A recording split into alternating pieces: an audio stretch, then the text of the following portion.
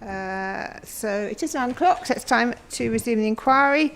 Just the usual announcements. First of all, the fire exits, as I think you must know by now, either side of the room. If we hear the fire alarm, please exit by one of them downstairs, congregate in the car park. And as I ask every day, is everybody able to do the stairs at the moment? Good. Okay, thank you very much. Mobile phones, if you could make sure you switch those to silent, please. That'd be helpful. Now, I have been given, as I asked, for the SIL compliance schedule. That's sort of like, well, I know the council haven't inputted into this version of it, or seen it probably. Yes, Mr. Dygan, you have seen it, but I don't know whether you agree. You agree with everything in it or not. You probably haven't had time to look at it, have you? So I have had a look at it. It's essentially the SIL compliance schedule that I prepared with an extra column. Yes, that's what I thought. So Yeah. I thought that wasn't too controversial.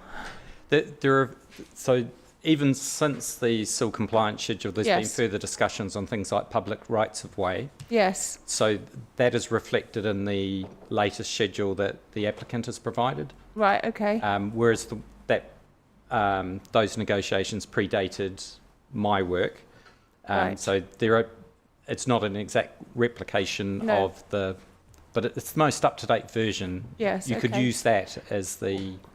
Okay. Well, I've got to use something to prepare. probably the best I'm thing going to for you use to- that, and obviously, if there are other things that come in, we'll have to just deal with those as we go along, as we seem to be doing with a lot of things.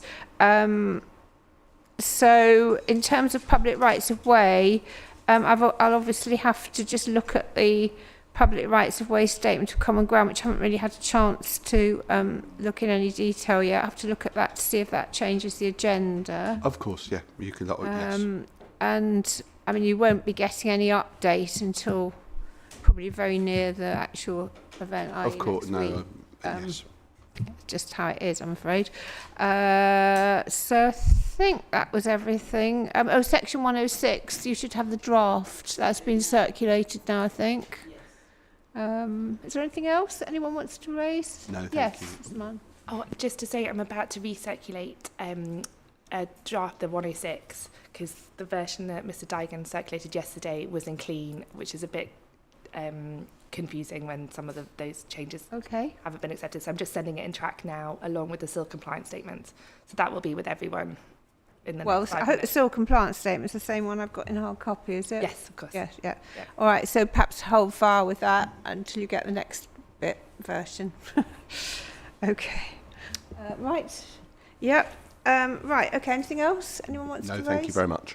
Right, so this morning, the things we've got to do are finish Mr. Bell's cross-examination, which you said would take about an hour or so. Do you think? I've had a few instructions overnight, so it's grown a little bit, but I'm hoping to be slightly over an hour, but it obviously depends Righty-ho. on direct answers as well. Okay, jolly good. Well, we'll see how we get on. And then I've got some questions to ask, and then you said you haven't got much re-examination so far. Correct. I've got two things at the moment. Oh, it's grown from 1 to 2 then. It has. It has. It's doubled in length.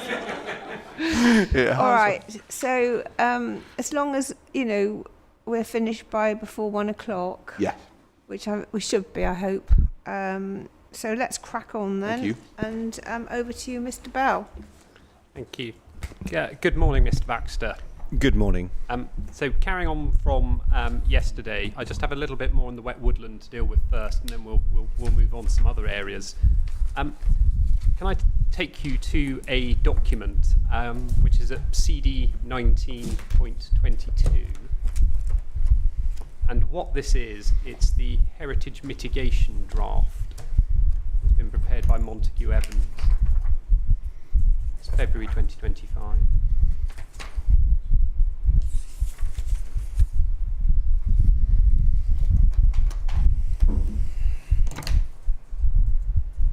So could you just remind me the CD number? Yeah, so it's CD 19.22.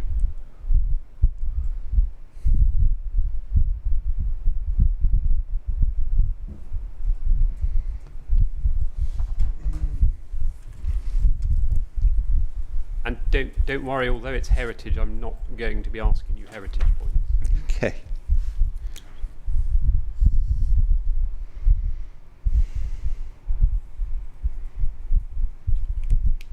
So have you got that? I've got that. Have you seen that before?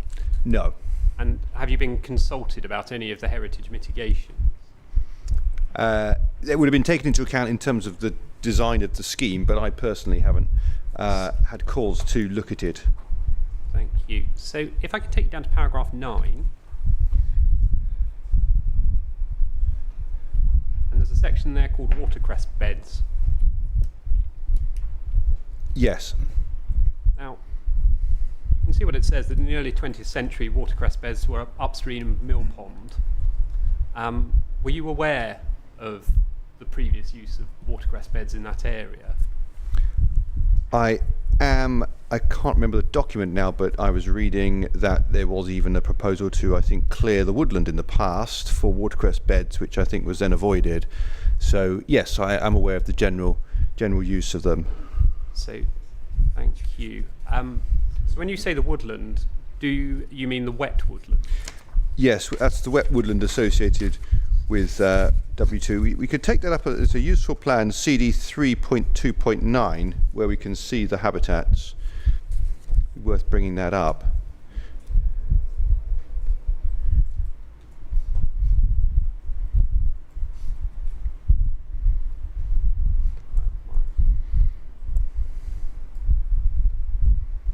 Bear with me, my system's running a bit slowly.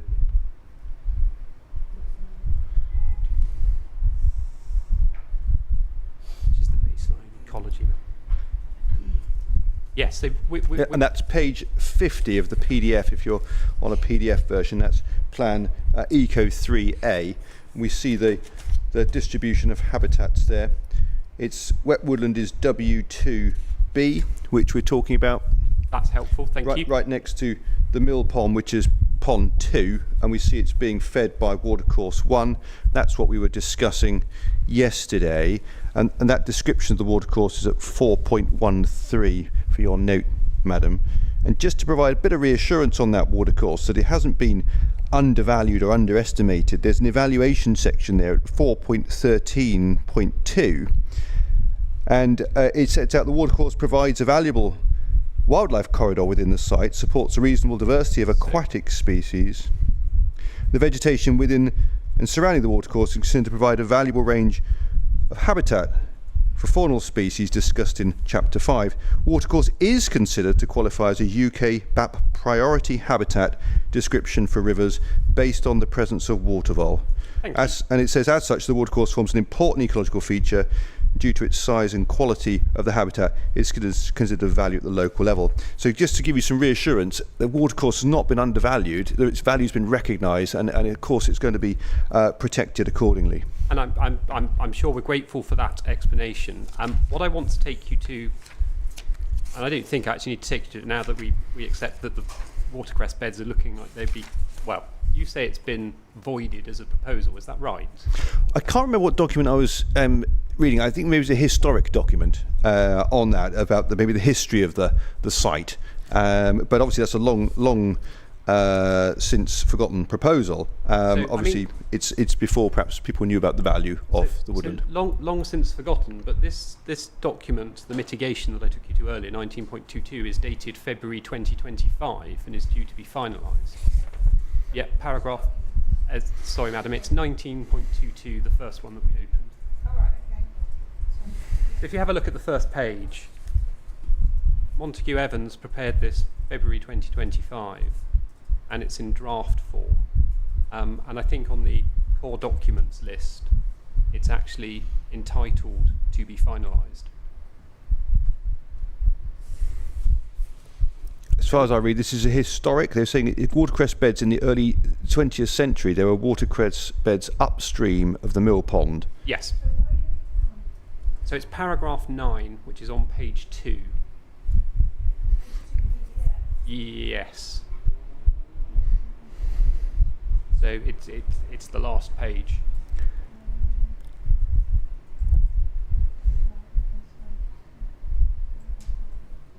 It says it's refers to the 1908 map, so some considerable time ago. Yes, but you're saying they're not going to be reinstated, is your understanding?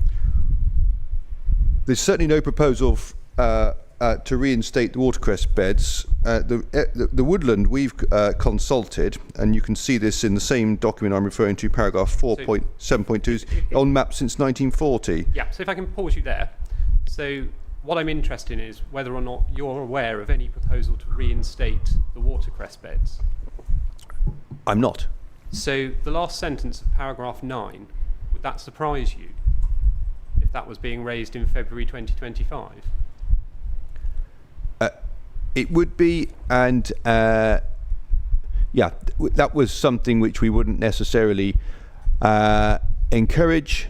I'm not sure what the context here is, whether that was a historic use which they were thinking maybe nice to do, but if from a nature conservation perspective, Well, it doesn't. we wouldn't be proposing that. It doesn't suggest it would be nice to do. It says these are to be reinstated, as in the watercress beds are coming back. Improve in accordance with the management plan. I haven't seen that. So this is a mitigation that has a potential ecological effect if it's removing a priority habitat and potentially has an impact on the probable degraded chalk stream. Reference to development structuring plan does not show any watercress beds present there. That wouldn't be in accordance with nature conservation priorities, so therefore, that would need to be adjusted at the detailed stage. So when you say adjusted, would it need to be assessed in terms of what the impacts would be of a watercress bed on those habitats? Yes, perhaps that was a historical use, which was suggested as something which may want to be reinstated by the heritage experts there. But in terms of, they wouldn't have been aware of the ecological interests there. It's not something we would be promoting, and that would just need to be the circle squared off, I think. So this isn't a proposed mitigation here that you'd be encouraging anyone to accept? No. Thank you. If I can turn to... Just to mention, in terms of the watercourse, it's described at 4.13.1 of the same document, and just to mention, we set out there that it's a single bear with watercourse. me, which document are you referring to? Sorry, the same document. It's the baseline ecological assessment 3.2.9 CD. It's 4.13.1 where it describes the watercourse, and it's the first line of that paragraph 413.1 sets out that a single watercourse is present within the western part of the site, emerging from a culvert beneath the A2 to the south, then flowing north into the mill pond. Again, emerging from a culvert is not something you would find typically associated with a chalk stream, so again it would just place a question mark on over its technical qualification of that. That's not to diminish its value. I mean, we're revisiting this one. Yesterday you accepted that there was a good chance it was a probable chalk stream based on the information in that. Not quite sure that's exactly what you said. I mean, the inspector will have her own note. So it didn't qualify as a chalk stream. It needed restoration. So Well, we'll clarify that. No, I think I could see the logic in the document we were looking at, but I was not convinced as to whether it would technically qualify. But what we do know is it's an important watercourse. We've categorised it as such, and it's going to be protected. But chalk streams don't normally emerge from culverts under roads, which tend to degrade their quality. So again, that just adds to the question mark I'd have over that technical qualification. So you know that our position is that actually what happens with that stream is it comes from the almost a Beckett spring. Yes, So where is the culvert that you're talking about? under the A2. Which isn't at the Tong part of the site.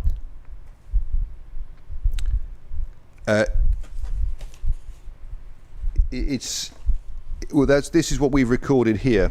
It's emerging from a culvert beneath the A2 to the south. Presumably that's visible on the ground. A spring. Well, perhaps the spring is underground. I'm not sure. Again, we don't know is the short answer on this, and so therefore I don't think we need to get back into the chalk stream. no, I just think it adds to the question mark over that classification. Okay, so the question mark remains, and we can deal with that in Yes. closing. should be fairly easy for somebody to know whether the whatever it is, the stream, let's put it watercourse, comes from a culvert or a spring. Surely someone just has to go and have a look. Madam, our evidence is in effect that it starts at the stream, the spring, and Well- runs up to the mill pond. Well, why can't we just go and look and see? Can't it?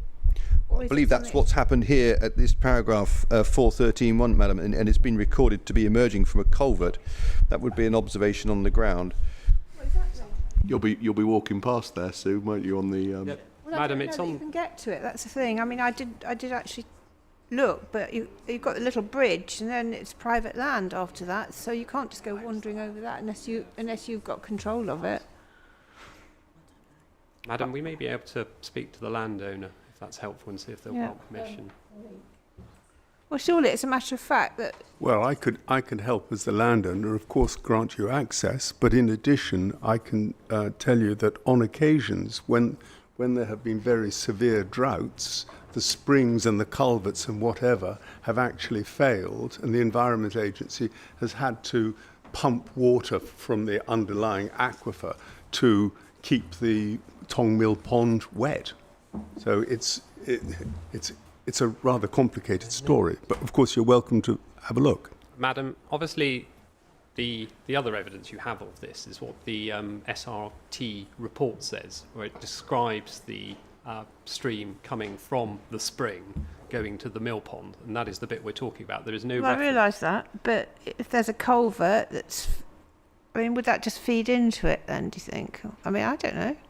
Surely somebody with some hydrological expertise would be able to give us the. I mean, it must be a factual thing, surely. Either there's a spring or a culvert. Madam, it's something we can seek clarification from CERT if that's of assistance. I mean, it is bringing more material in. Yeah, would it help if we tried to produce a note, I suppose it would be a short note, on a one-pager with a photograph or something? You've obviously got a bit different perspective. No, I appreciate that, but we could try and agree it in the sense we try and agree, someone could take a photograph of it and describe it, and then, to the Best extent thing we would can't... be if there was a visit from both sides. Yeah, Try and agree it. yeah, I agree that would be a good idea. I'm quite happy to go with whatever is agreed. Okay. It must be one or the other, or maybe it's not. I don't know. But we haven't heard about this culvert before. This is the first time we've heard about it. So, well, it's obviously in here, but We'll Yes. see if we can work out a sort of a joint visit or something with Yes. a hydrological expert. okay. Is that Madam- all right? Would that be a good idea? Madam, yes, if you just bear with me, I'm being flagged by some of the clients who aren't here in respect of one of the drawings that may show it. What was the reference again? It's 1.19.6.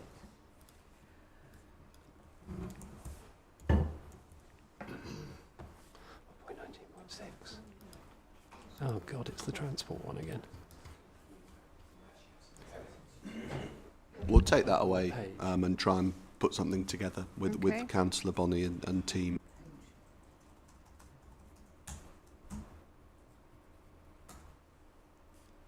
Do we wanting to go somewhere else, Mr. Bell? Madam, I'm just I'm double checking a plan. That's it there, isn't it? Yep, that's it. So, Madam, if I can take you and Mr. Baxter and everyone else to 1.19.6.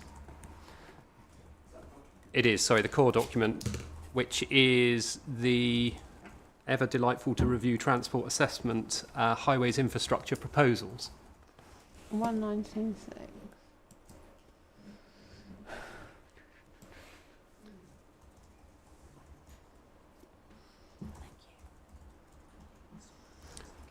And I'm not sure if this is where this is coming. Sorry, what was the CD reference? Sorry, it's 1.19.6.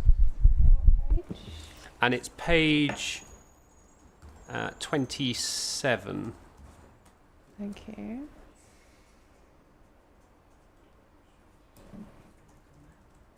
And I think that should be...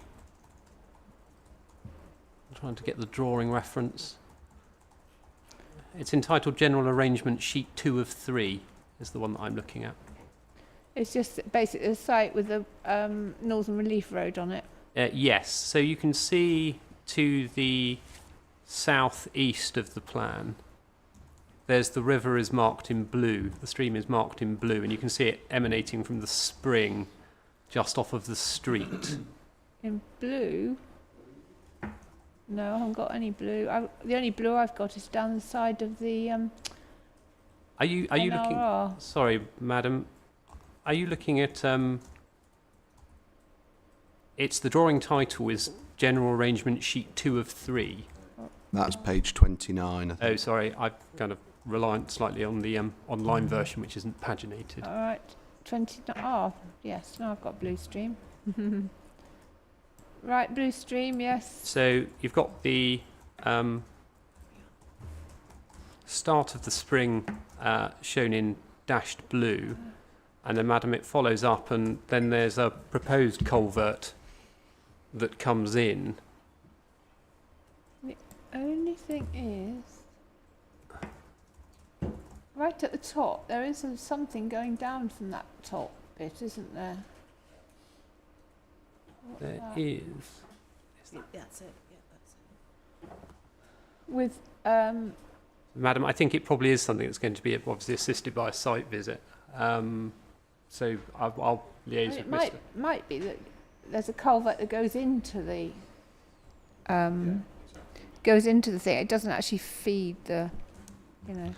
Yeah.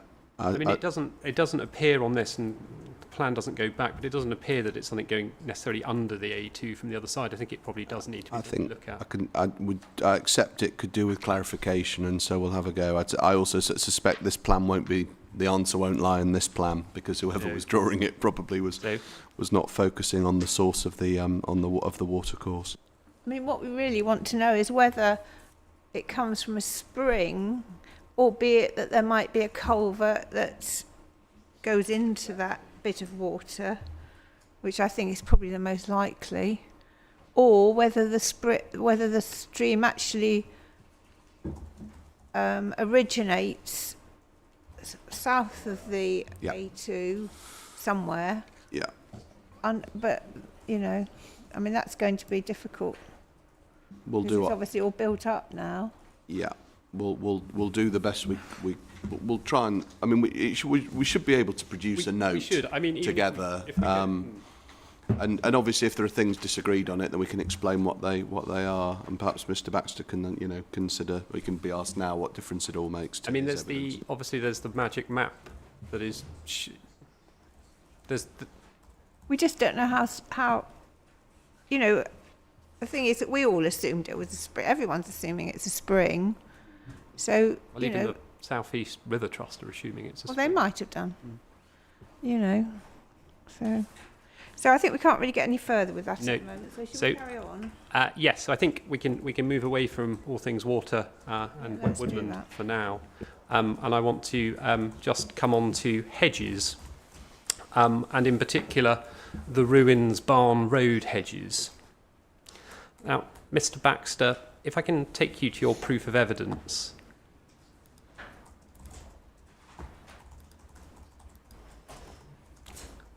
Which is CD 37 5.1.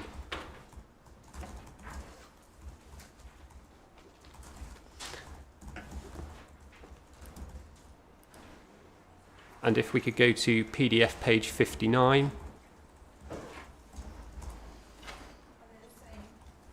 Sorry, are they the same in hard copy? They are, yes. And it's paragraph 5.6.9.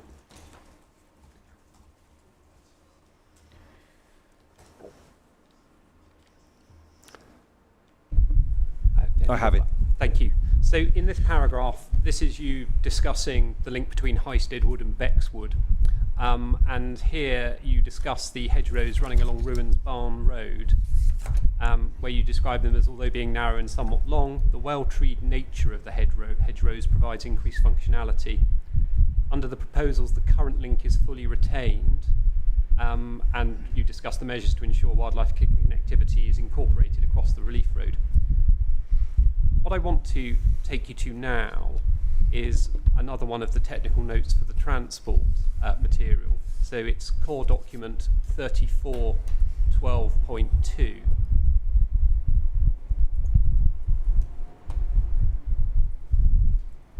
And although this is a 543-page document, I only want to take you to page 17.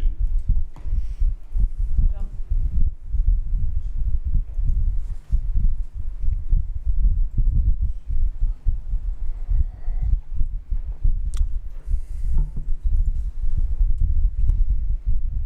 Sorry, 3411.2 was it? Or sorry, so 3412.16.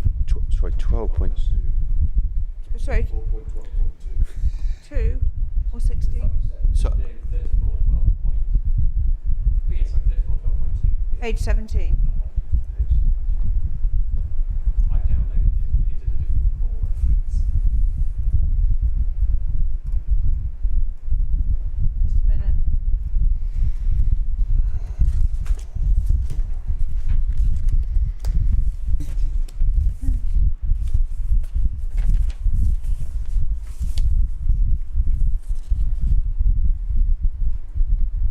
Supplementary forecast model scenario. No. 500. I think it might be that you're after. Yeah. First page is supplement. That's what the document's called. And then, Technical notes. and there's a plan on page 17 of Ruins Barn Road. Yeah, it. Is that the right document? I think it is.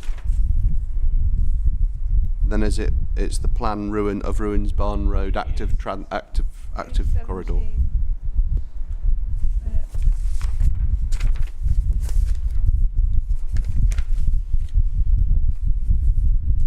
Okay.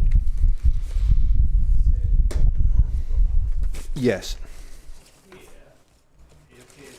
Oh, no. Just a minute, sorry, I was trying. Sometimes they just jump out of.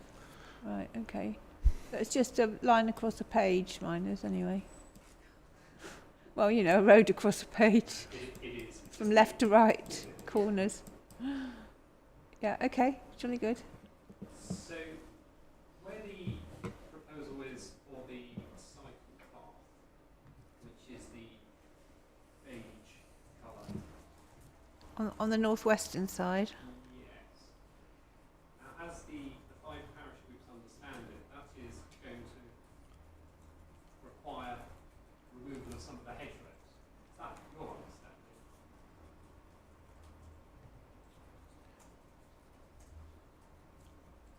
In order to facilitate that. Sorry, I'm just trying to get a plan up. Is the hedgerow, are the hedgerows both sides of the road or only one side of them? Both sides of the road at the They're moment. both sides of the road. Oh no, sorry, they're not both sides. No, Which side are they then? They're the side, as we understand it, the side with the cycle path. Which is the northwest side. that might need some evidence, Oh, some more. It doesn't look like that. It's not sure about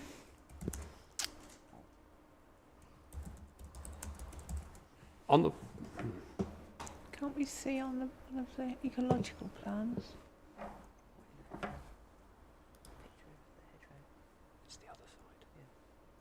It's not that side, is it? Oh yeah, it goes up there.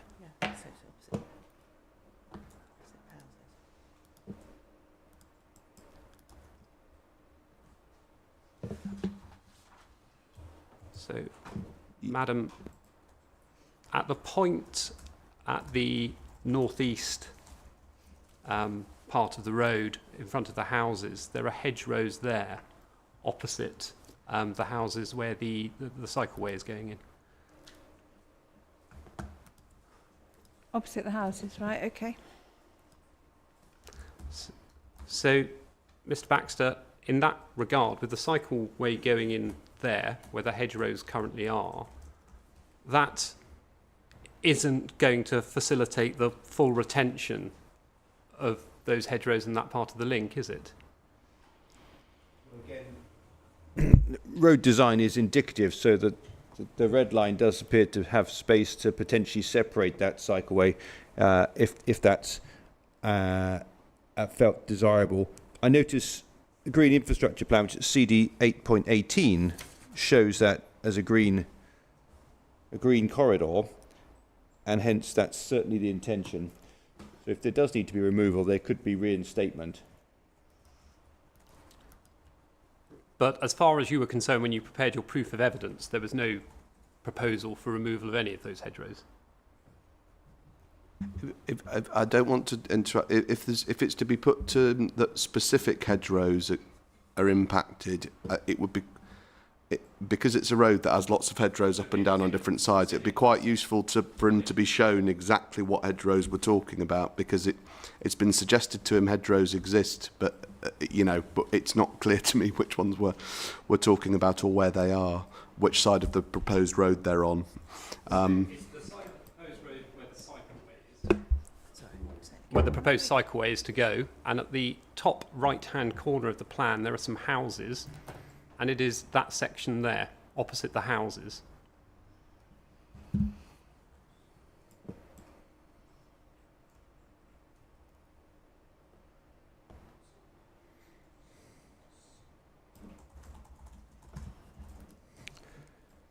So the section of hedgerows opposite the houses, which is the question, is it? Yes. Okay. So the purpose of discussing the hedgerows is in relation to Bexwood? It's in respect of the connectivity point, because you discuss in your proof about the relief road passing from Highsted Wood to Bexwood, and that the hedgerows running along Ruins Barn Road provide a link between the woods. Yes, we can't. This is considerably north of Bexwood. Is it? It's this plan. This is up. I'm using the green infrastructure plan, which I do find a lot easier, which is CD 8.18, which might be helpful to bring up. 8.18. 8.18.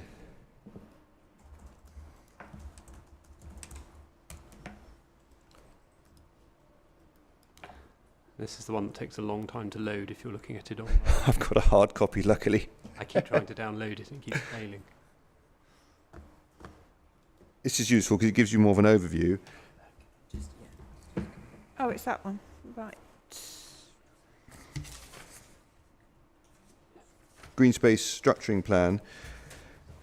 We can see Bexwood there, HAW03.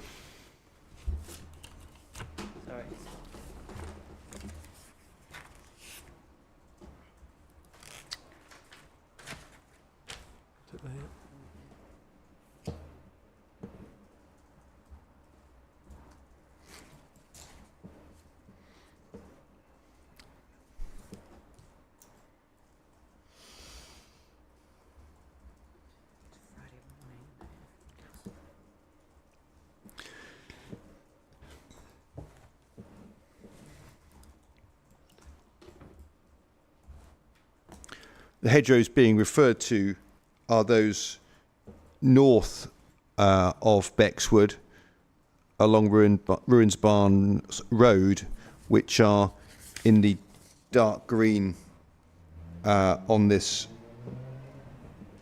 key, which I think is matching the colours up. Is it semi-natural green space? So it's the hedgerows immediately north of Bexwoods, which are of particular interest, because they form the existing link north. So in effect, is what you're saying is those hedgerows aren't the ones you're referring to in your proof at that point? Yes, the hedgerows I'm referring to are the ones just north, immediately north of Bexwood. And so there's no issue with removing portions of these hedgerows? No, because what we're interested in is the link to Highsted Wood, and we can see that at the present time, either by, well, perhaps back to the, if we want to do the exercise, back to the document we were looking at earlier, which is, if you still got it open, it's CD 9.231. It's the baseline ecological appraisal and the same plan. Yep. Hang on. Which one? It's the plan on PDF page 75, if you've still got the document open. Yeah, what's the document? Baseline ecological appraisal, CD 9.2.31.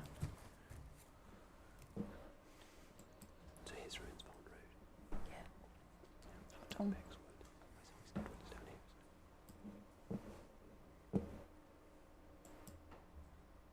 And what paragraph did we looking at again? Are we looking at the plan, Madam? It's page 75. Yep.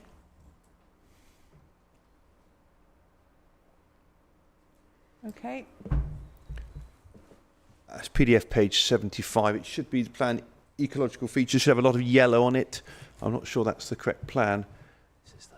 Oh, page 75? 75. Page 75, yeah. PDF page 75 on my version. Hold on a minute, let me just look at the plan number. Eco 3A? That should be the one. A lot of yellow on my plan, but anyway. And we've got Ruins Barn Road mentioned there, isn't it? That's right. So you see Ruins Barn Road runs up next to Bexwood, and it's the hedgerows just north of those. And they're labelled hedgerows 31 going into hedgerows 45, H45. Those are the hedgerows which are being referred to. And then if you were a Dormouse perhaps, and you were going to come across, you'd maybe go down H49 across to W10 and make your way across to Highsted Wood. The connection's not great to Highsted Wood at the moment, is the point we're trying to make. But the best of the connections are probably via that route I've just discussed. I don't think, Mr. Bell, those are the hedgerows you're referring to with the transport plan.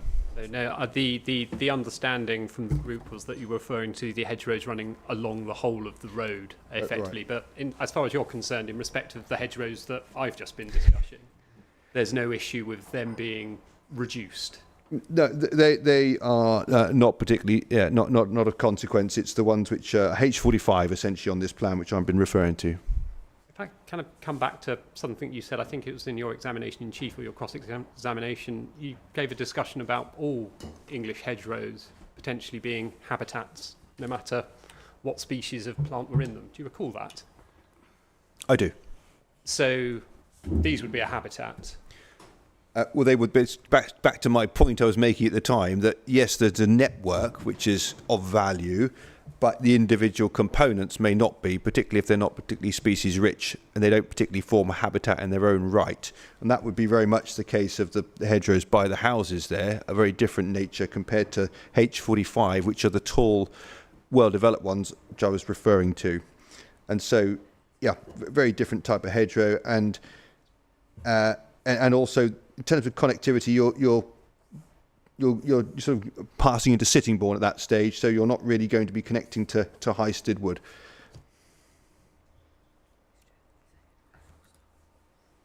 Thank you. Okay, I think we've probably come as far as we can with that particular line. I want to just discuss Highsted quarries. Now, from your oral evidence, we understand that part of the plan to allow more public access to the quarries, not just as a green space, but also I think you said that disturbance by members of the public would assist with maintaining the habitats.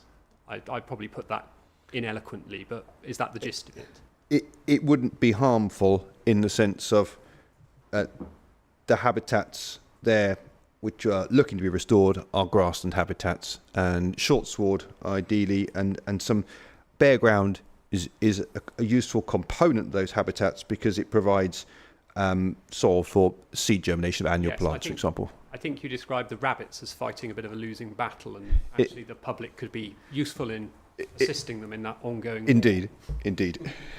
Thank you. I'm going to take you to another document that is not an ecological document, but if I can take you to 9.2.40, which is the Water Cycle Study Volume 2 Flood Risk Assessment.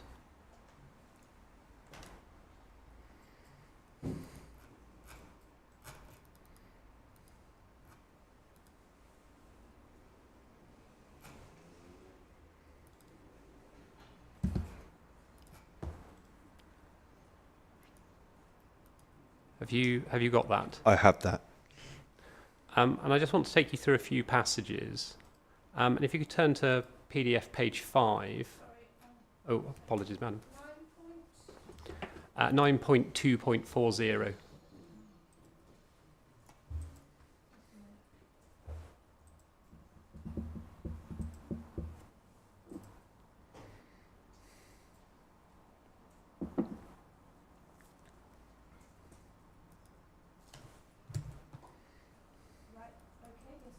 Thank you.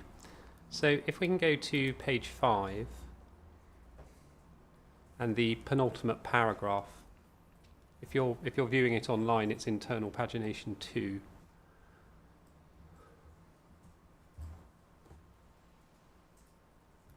So PDF page 5 or? It's PDF page 5, but if you're using the web-based version, then it's the internal pagination 2 on the document.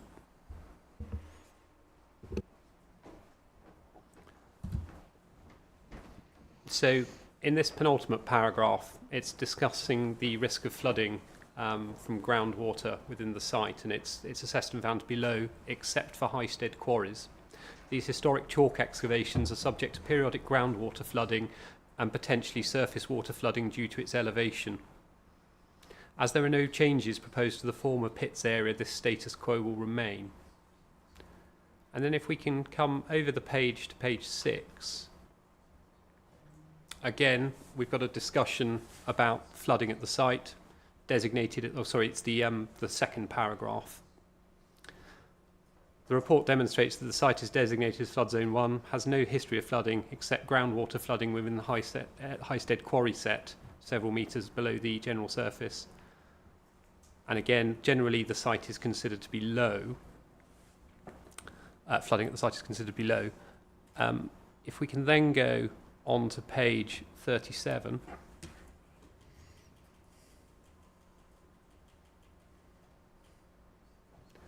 And we've got paragraph reference this time, so this is helpful. And we're looking at 4.49.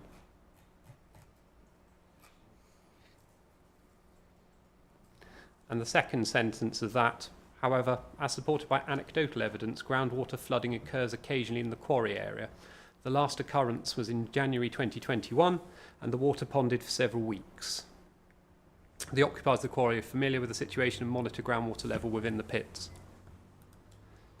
And the last page reference I want to take you to is page 39 on the PDF. And these are the summaries. And at paragraph 4.5.2, again, the risk of flooding from groundwater remains low for the general site, but with the exception of the existing Highsted quarries, where the risk of flooding is high. So the flood risk assessment in respect of the quarries indicates that they are at a high risk of flooding, but also that status quo is to maintain.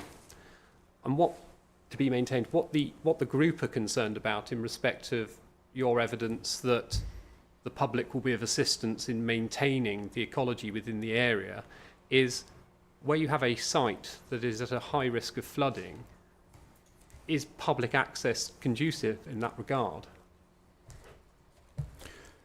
So I'm aware of the flooding from my tour of the quarries with the quarry manager, and yes, I mean it is sporadic, very infrequent, and when it does happen, doesn't last for very long. So I'm certainly aware of it.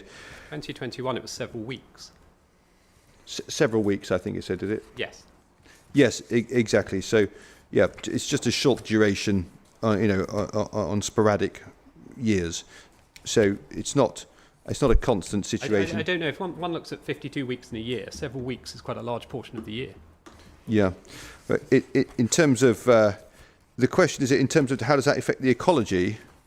I mean, it's obviously not necessarily to encourage people to go into the quarries when they're flooding, but if you're saying that they're going to be of assistance in maintaining the ecology by going in, there's going to be potentially significant periods of time where they can't go in.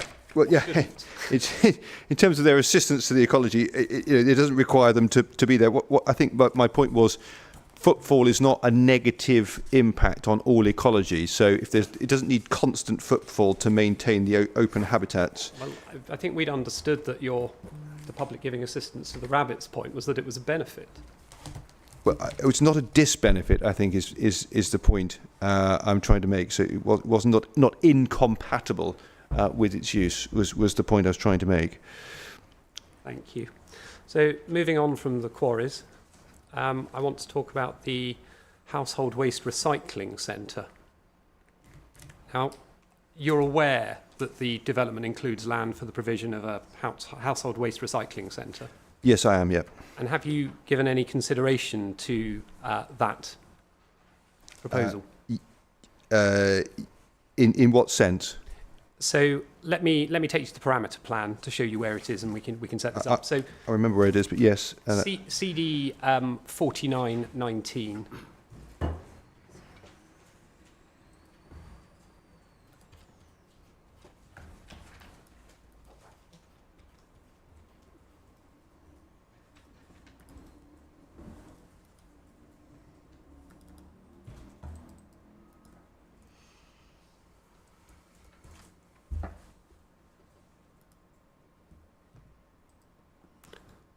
Which, if you're looking along, What was it? So sorry. CD? so it's CD 4919. Thank you. If you're looking at it online, it's another one of those ones that takes a very long time to come up.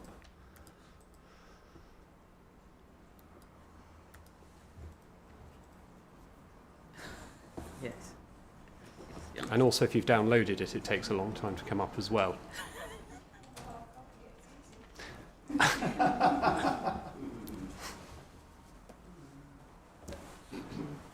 Madam, if only the parish council's resources extended to providing me with hard copies. Have you got it there? What page is it? It's page.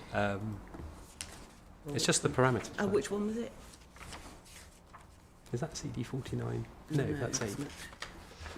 But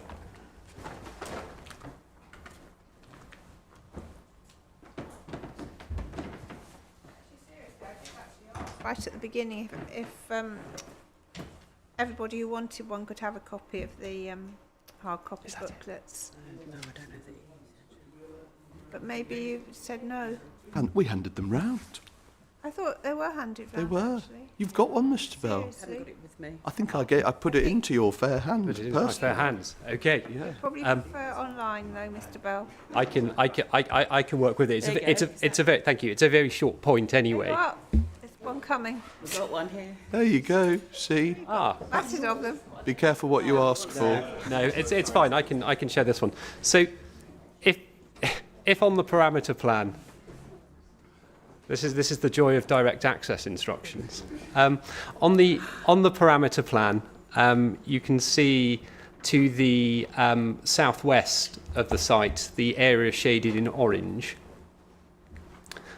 which is the mine's loaded up now, which is the proposed household waste recycling centre. And although that is within the red line boundary, it abuts onto Cromer's Wood, doesn't it?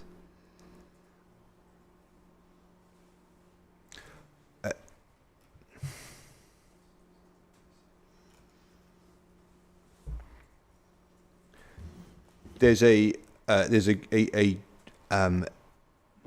green buffer, I think, to it. But yes, in terms of the interface, I need to just get up.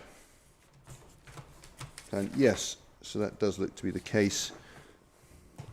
And if we look at the ancient woodland assessment, which is 9.2.35,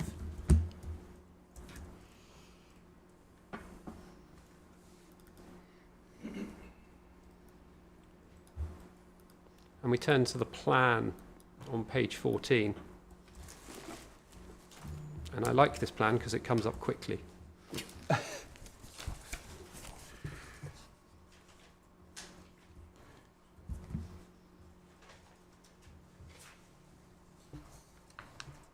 Yeah, I've got a hard copy of this.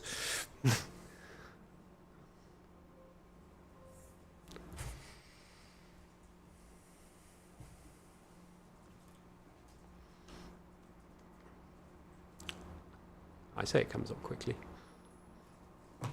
And on that plan, the area that the household waste recycling facility is going to be in is categorised as arable land, isn't it? At the moment. It is. And then if we go on to page 15, we then have it categorised as it's to be a built-up area, and then there is the very small-looking green buffer zone around it. Is that right? That's right. I mean, the detail of that hasn't been designed yet, so obviously there can be design parameters put in to create the necessary offset, which would of course include an ancient woodland buffer, which at the moment is not showing there. So,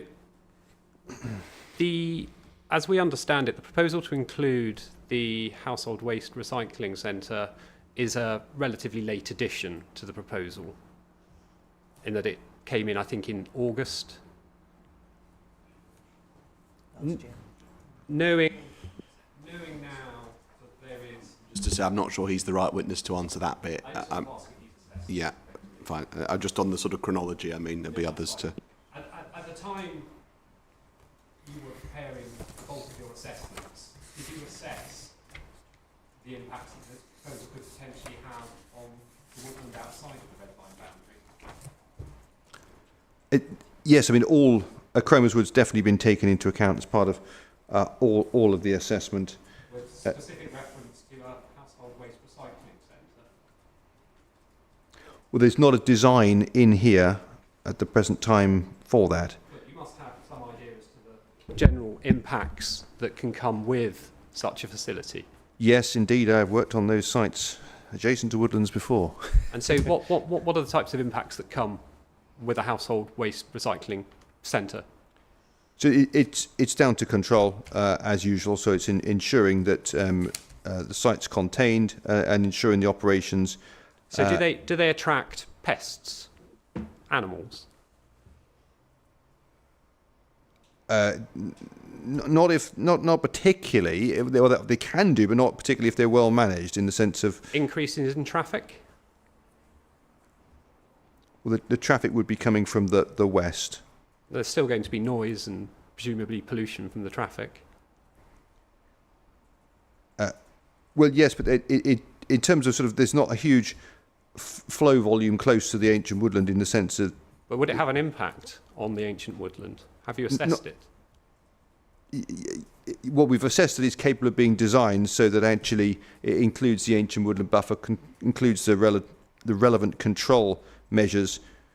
Leachate obviously is a key one, which you'd put relative controls in. The Environment Agency would be closely monitoring the facility in terms of licensing its operation. In respect of CD 18.4, which is the ancient woodland, ancient trees and veteran trees advice for planners, planning decisions, we went through the need to assess direct and indirect impacts arising from planning proposals. Sorry, madam, it's 18... I've just left my reference. 18.4. And then it's page 5 of the PDF.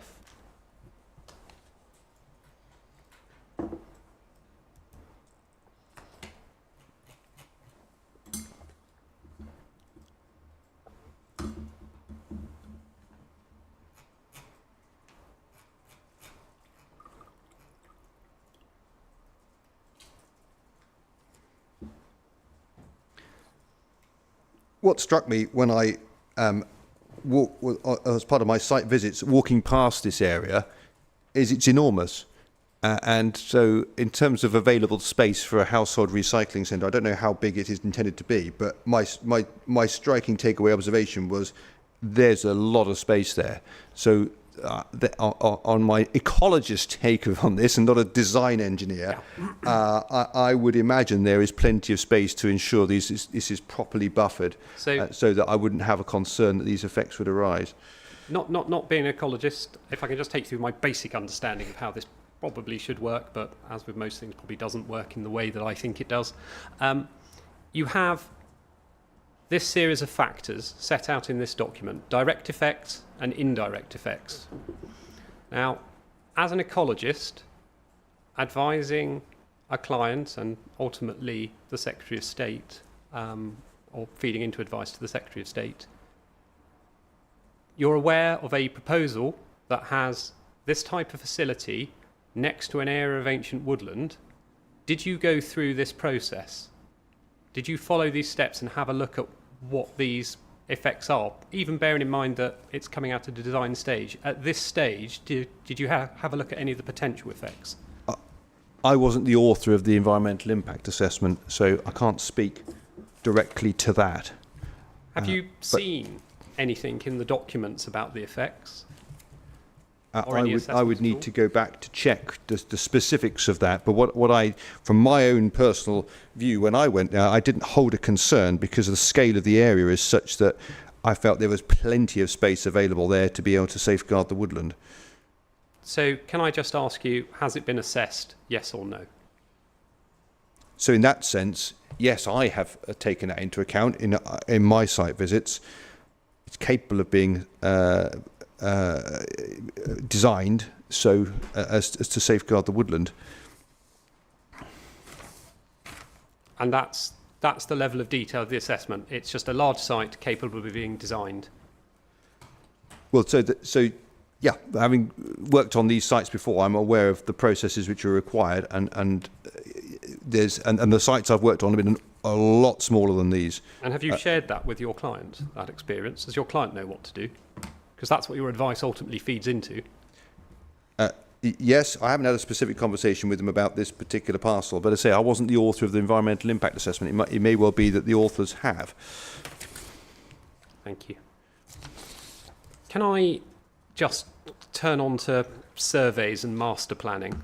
And it's just a point of clarification really at this stage. So in your main proof at 35, which is CD 35.5.1,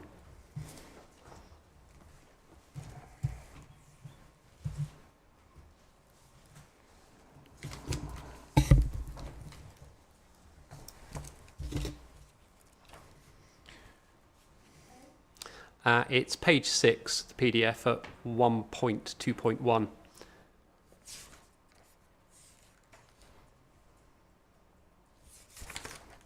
And what the group just wants to clarify is where you say that aspect ecology were instructed in 2017, do you mean you personally have been involved since 2017?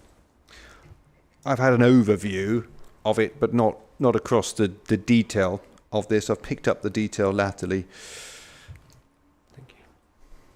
Now, I don't think I need to take you to it, but the first iteration of any master plan for this proposal, I think, was presented as a garden community submission, which was back in April 2018. Are you aware of that? I have looked briefly at the planning history, but I haven't concentrated on that because it's not my field. No, that's fine. Now, paragraph 3.4 of your proof discusses the validity of your ecological survey data. And I think, just to summarise, the original work was carried out between 2017 and 2019.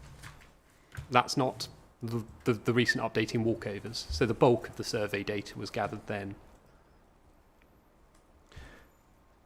Well, there were further updates as well Yes. in regard to surveys for birds, particularly for 2021 and 2022, for example. So would it be fair to say that kind of the surveys that were conducted at that time were in respect of this first iteration, largely. Yes, from that time. Thank you. And if we allow the reference to supplementary surveys and walkovers, is it just yes or no correct to say that the bulk or substantive data was collected between 2017 and 2019? Yes, but it's been subsequently verified as still being This is applicable and valid. I'm coming on to that. So, but do you agree that the bulk of the data was collected 2017 to 2019? Yes, subject to then these further additional updates and bird work subsequent. Coming on to the walkovers, again, in my non-ecologist, layman's stroke, simple man's terms, a walkover is presumably a far more light touch approach than starting from scratch. Yes, it's an update, and what you're looking for is change which may have occurred since the original work. And you've obviously heard Councillor Bonney, and you've seen it in their case statement and evidence, that the Five Parishes group has concerns as to whether the survey data is out of date, and that the walkovers are not sufficient to have performed the level of update needed, given that some 6 to 7 years have passed since the bulk of the data was collected. Yes, but this is a standard method, and in terms of species change, that's driven by habitat change, and if the habitats haven't changed, there wouldn't be a need to update surveys, depending on the nature of the site. This particular site, obviously, we've discussed, is largely arable and intensive orchard. When we say the habitats haven't changed, we're effectively saying that they've been frozen in time for kind of 6-7 years, effectively. Yes, so for example, you haven't had a change from large parts of arable to species-rich wildflower grassland or something like that would be a change. So, for example, and I'm going to come on to this in more detail, the closure of the badger set at Stones Farm, that's not a change in habitat. That obviously relates to species rather than habitats there in terms of the species dynamic. We know badgers are well distributed across this site. Badgers are dynamic. They'll be continually moving, potentially creating new sets, and therefore update survey work would of course be required before construction in any event. Would be good practice. So from a badger point of view, we all like badgers, but they are a common mammal. And so, from a conservation perspective, they don't get protection under the wildlife legislation. And so, there's provision to address them in development sites. Okay. So I want to take you to 3.42 to 3.46 of your proof.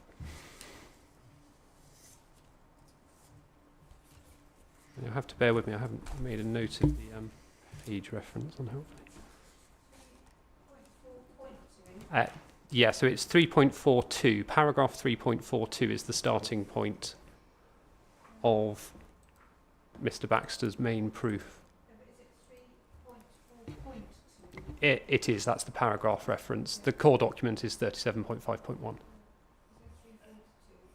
Apologies.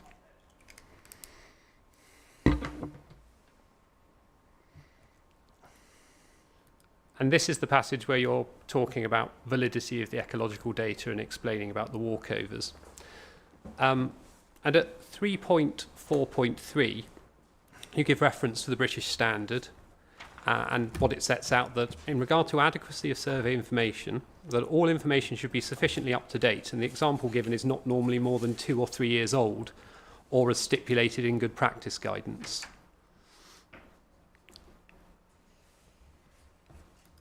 Yes.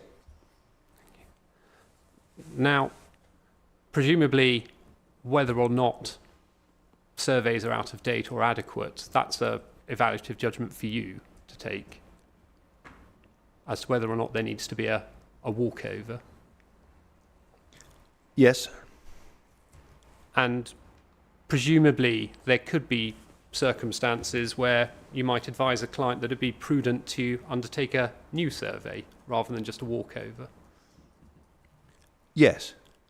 And presumably a whole new survey is far more expensive than a walkover survey.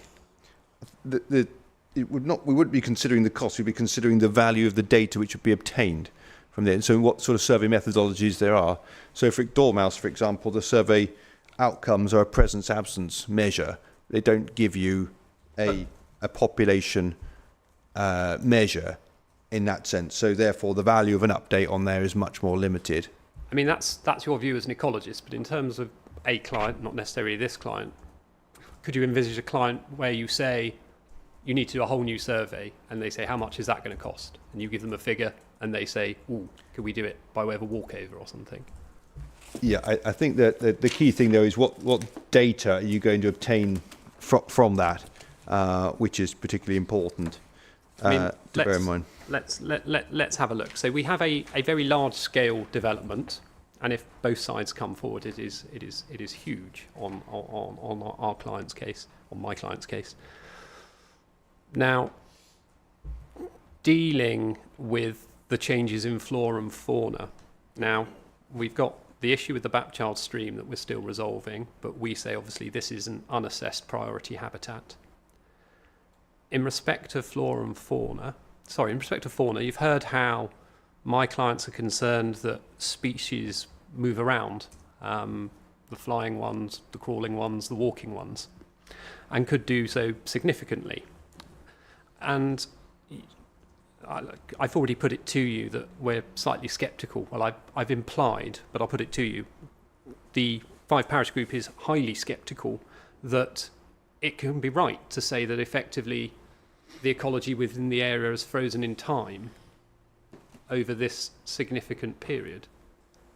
There will, of course, be changes, but what are those changes? So, for example, if there were 2 more skylarks this year, there might be 2 less next year. It's the quantum of change which is going to be there. It's not going to be significant. Do we think there's going to be, in this case, for example, 50 more skylark? This is going to be unlikely, and you would, and the update surveys have looked and recorded the bird records as they've been undertaken in any event. So we know that those sorts of changes have not taken place. So yes, there will be small scale change, but that's not significant from a decision-making perspective. The evaluation of the importance of the individual habitats and faunal assemblages has been undertaken. So does there need to be a change in that evaluation is the question we are asking, and do we need more data to reach those judgments are the questions. And in this instance, the answer is that the update surveys in 2024 have provided sufficient confidence there that is adequate in terms of informing this application, and that's a situation which is agreed with the local authority in the Statement of Common Ground. I mean, obviously, we're not a party to that Statement of Common Ground, so we don't have to agree. But identifying, say, a probable chalk stream as a new priority habitat, is that not a change that would require a slightly more detailed assessment? Only if it would change the assessment of the feature in terms of its value. And as I've taken you to this morning, it's already assessed as an important ecological feature. Whether it's technically a chalk stream or not doesn't change that value, so it wouldn't change the evaluation, and therefore the effects on it have been appropriately assessed. So therefore there's no need to update anything in that regard. I mean, given the high value to your clients of this proposed development, would it not have been a more prudent approach for them to have a look 6-7 years down the line and think, just for safety, we should undertake full surveys again? I have no idea about the value of the development, but the approach is that you end up doing surveys for the sake of surveys. You don't offer you any more data which is useful for the decision maker at this stage. The next useful update of data will be to inform mitigation design, and that will be in regard to the individual phases. So you're much better having the data at that point in time rather than now, where it doesn't really assist and it would have to be updated anyway. So I just want to now move on to the slightly Victorian children's book title, Mrs. Avery's Botanical Evidence. And you've heard from Councillor Bonney about Mrs. Avery's records and the circumstances in which they were provided to the 5 parishes group. Now, I want to take you to your rebuttal proof at this stage.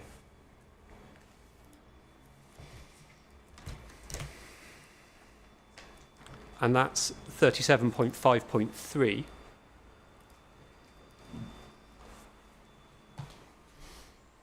And it's paragraph 3.4.2.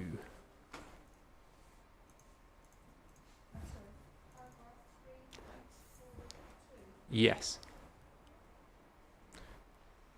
Which is on PDF page 18.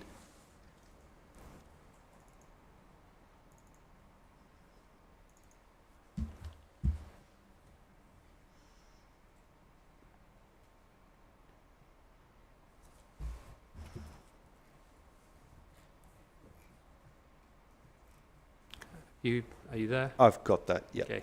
So this is the entirety of your dealing with the evidence from the sadly late Mrs. Avery, but it's dealt with in rather a dismissive way, and you criticise a lack of locations, but you don't actually go to look at any of the substance of the plant life that she's identified.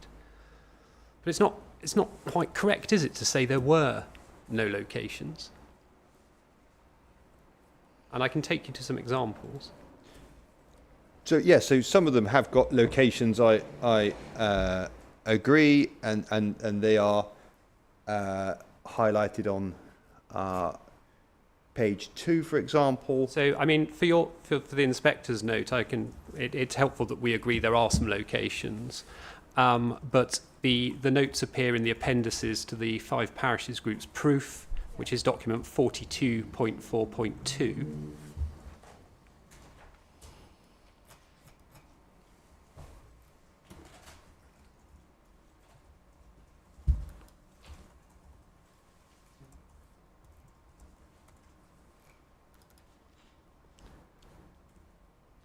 And if we go, for example, at page 21 of the PDF document,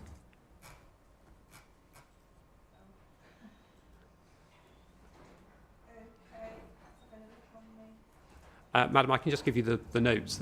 They're agreed that there are some locations, but on page 21 of the PDF,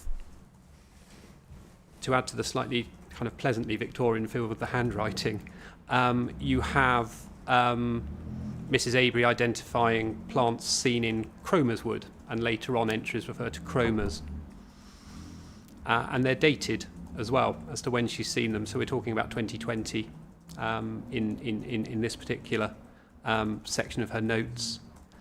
There's also a citing of, I'm not even going to try to pronounce the Latin, Lazula sylvatica in Tunstall Forest. Forstall, apologies. Further sightings, page 27, again with locations. On page 68, there is a map which, although undated, has actually plotted, it's a hand-drawn map, but it has actually plotted some sightings of, again with the Latin, I think it says Paris quadrifolia, garlic mustard, I can deal with there. So apart from dismissing this on the basis there are no locations, did you actually look at any of the flora that have been identified by Mrs. Avery? Yes, and a lot of it you're referring to relates to Cromer's Wood, Wildlife Trust Nature Reserve, and these are unsurprising records.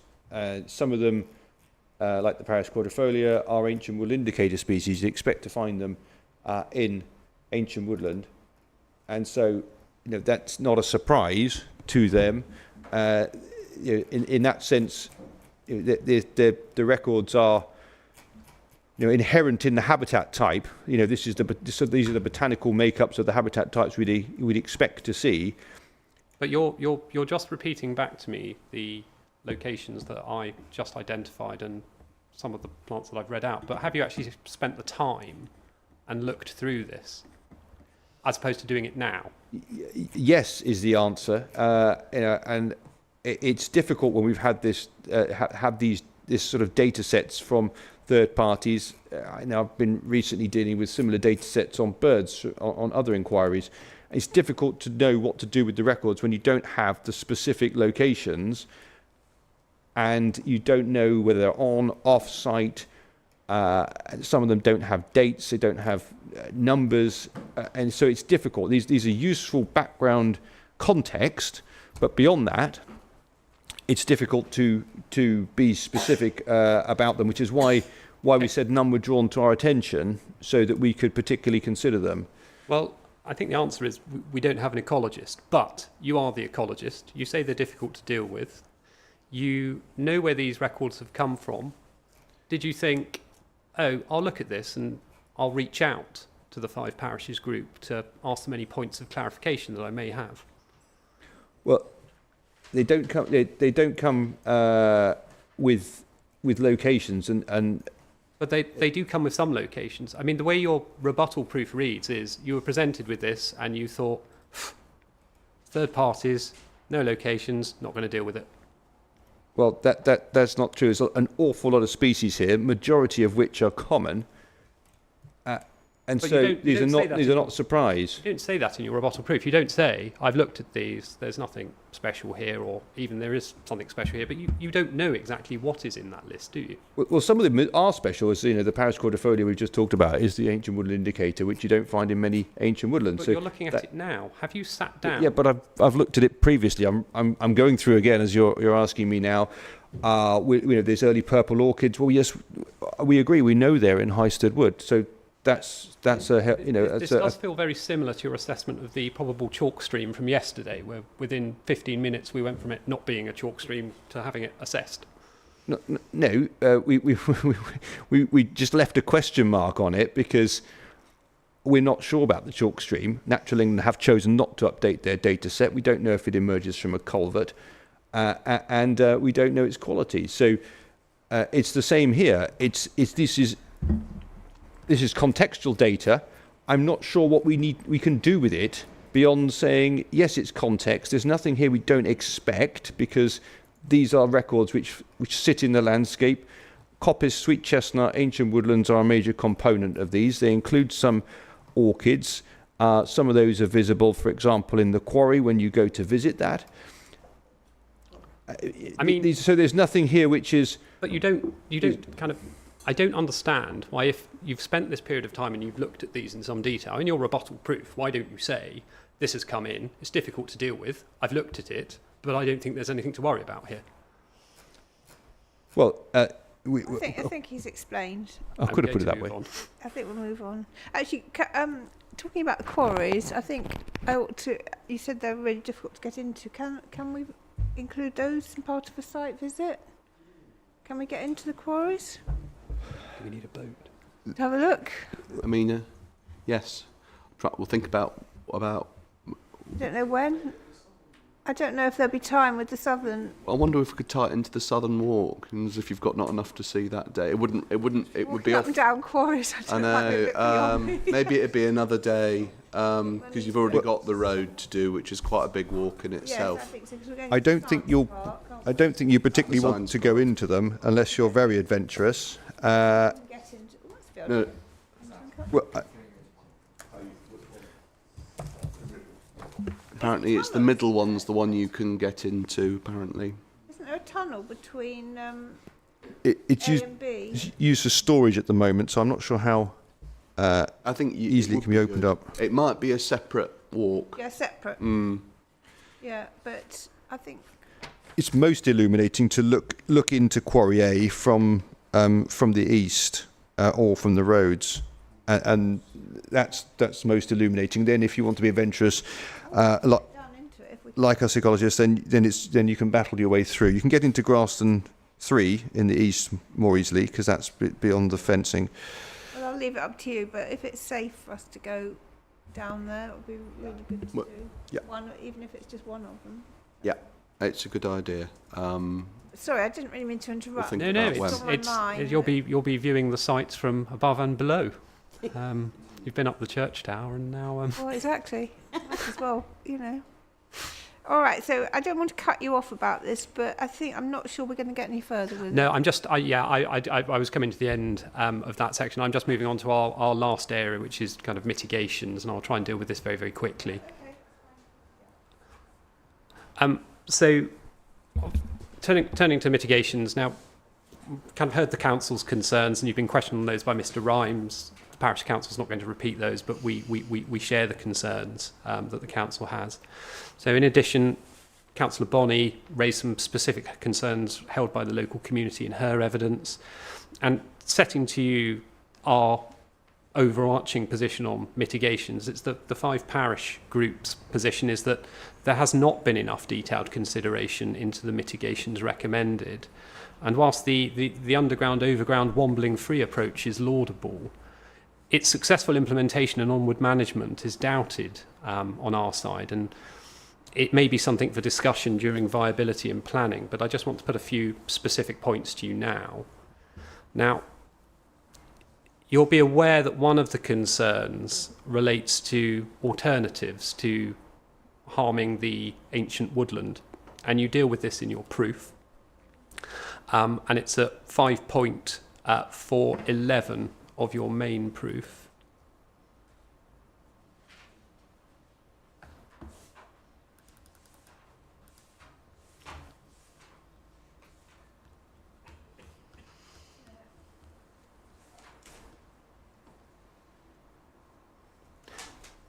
Apologies, which is on page 48.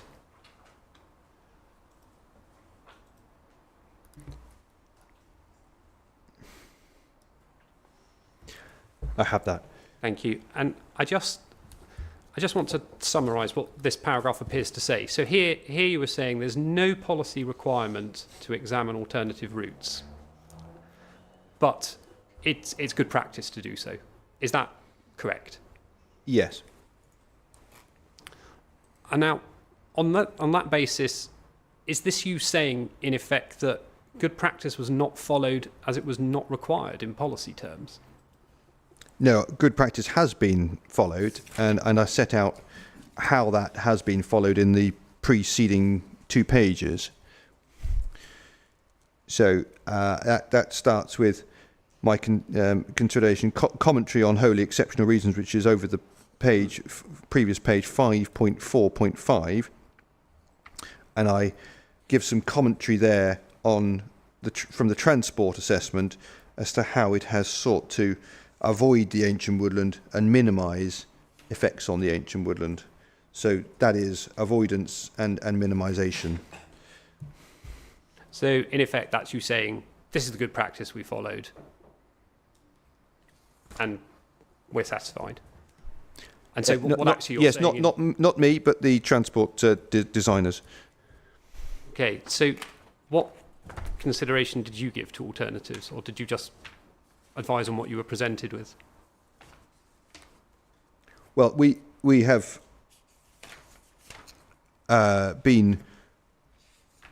we have not obviously carried out any different road designs because we're not transport engineers. So they have carried that exercise out under our guidance as to the desirability, obviously, of minimising and avoiding ancient woodland wherever possible. So they have taken that into account, and for example, I then discuss that from paragraph 5.4.7.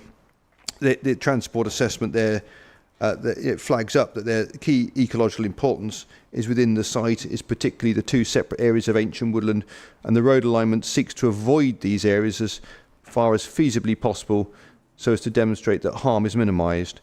So I'm flagging that they have carried out that exercise under our guidance that this is something which needs to be done. They have done it, and what we have then done is assessed the optimised design. So I mean, what I don't understand, and it may be the way that I'm reading this paragraph, is this 5.411 reads as if this is you justifying that good practice didn't need to be followed. But you're saying that there's effectively no need for this paragraph, is there? You could have just said, we follow good practice, although we didn't need to. Well, but it's a pertinent point that the location test was positively removed from the NPPF in its 2018 revision. It used to exist in the 2012 version of the NPPF, but it was removed, presumably as it was because the protection afforded to ancient woodland in policy terms was increased in 2018, and perhaps it was government intention, therefore, to balance that by removing the location test from it at that time. I want to move on to connectivity and the Southern Relief Road. This is probably going to be a question for viability, but I just want to ask you. Now, there is a wide range of mitigations that have been discussed, and Mr. Rhymes has gone through those. But to the 5 parishes group, they do sound very expensive. Have you been asked to advise on any costings at all? Is that within your area? I personally haven't fed into that, but these are standard costings available to all QSs and designers, so they're not difficult to obtain. So I've confidence they would have been factored in. That's the viability point. Thank you. Now, we had a lot of discussion about dormice and the stepping stones in crossing this. And I want to just ask you a simple point on this. Now, we heard from Councillor Bonney about this case in Cambridge involving a HSE investigation and the council having to fence off its guided bus lane and the requirement for a service lane. This is going to be a point we're going to discuss further with transport. But in terms of the dormice being able to cross the road, what would the impact be of fencing off the bus lane? Well, I can't really comment on specifics I have no detail on. But could it have an impact? It would depend on the nature of the fencing, would be my initial reaction to that, because obviously dormice are small mammals, and they're well able to pass through most types of fencing, and indeed, if there's provision, obviously for aerial connections such as Animex links, that they would presumably remain in place. But I say I've got no detail on the specifics of that case. And if there's a requirement for a service road, and again this is a question for transport, that would presumably widen, so we're looking at kind of a longer Animex crossing, because you'd have to take that into account with the width. Yes, it would depend on the design again of that. If there are separation points, you could always land the crossing in between, and potentially it could be longer, but there's no proposal for a service road here at the present time. So moving on to badger mitigation, you'll be pleased to know that I'm not going to discuss cats at all, but I am going to discuss badgers. Now, we heard Councillor Bonney discussing how she'd seen badgers passing through her garden from Shoulder of Mutton woods or forest, I think it's referred to, and into the surrounding fields. Not being an ecologist, not overly familiar with badgers, why would badgers be moving around? Is it foraging effectively? Most likely, with that. If we could have a look at document 9.2.31. 9.2.31.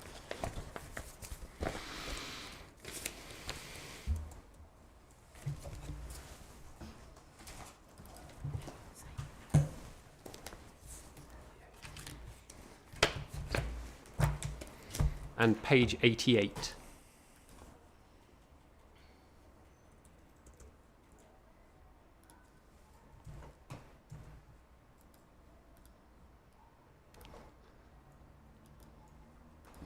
And this is the badger survey as to where the badgers are. Now, this map. Oh, apologies, Mr. Baxter. Are you there yet? I've got it on the screen. Just get my hard copy.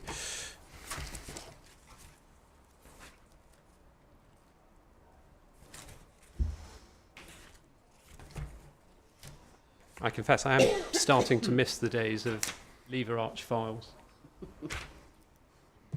I have it. Thank you.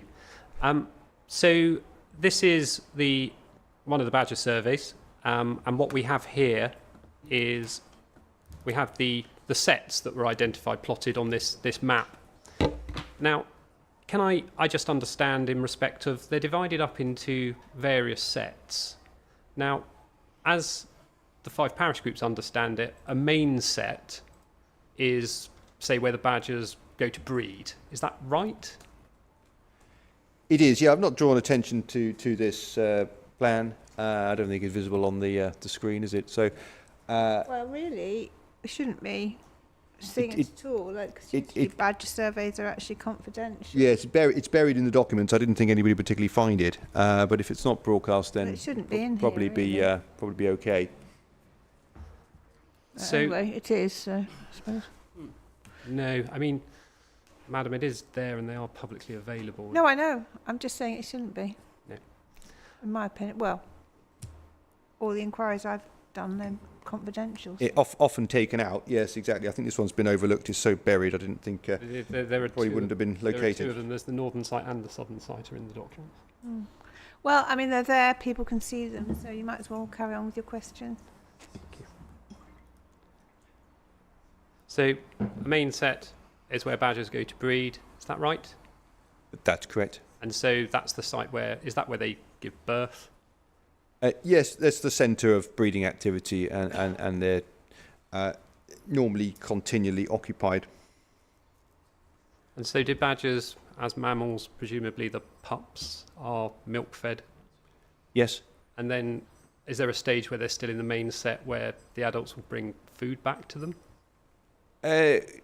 No, they're milk fed, and then they'll be out foraging themselves. And badgers are omnivorous? Yes. So they eat, using very basic examples, worms, plants, Yes. apples, Yes. small reptiles. If they could catch them, which is unlikely. What about for the most part. the wounded wildebeest example of a reptile? Yes, they'll eat anything if they can Birds? get. If they can catch them. Is the caveat, but is unlikely for some of these things. And eggs. If they could get them, again, they can't climb trees. What about ground nesting birds? From you going for skylark? Yes. I think you can see where this is going. Can we turn to 9.2.33, which is the off-site skylark mitigations?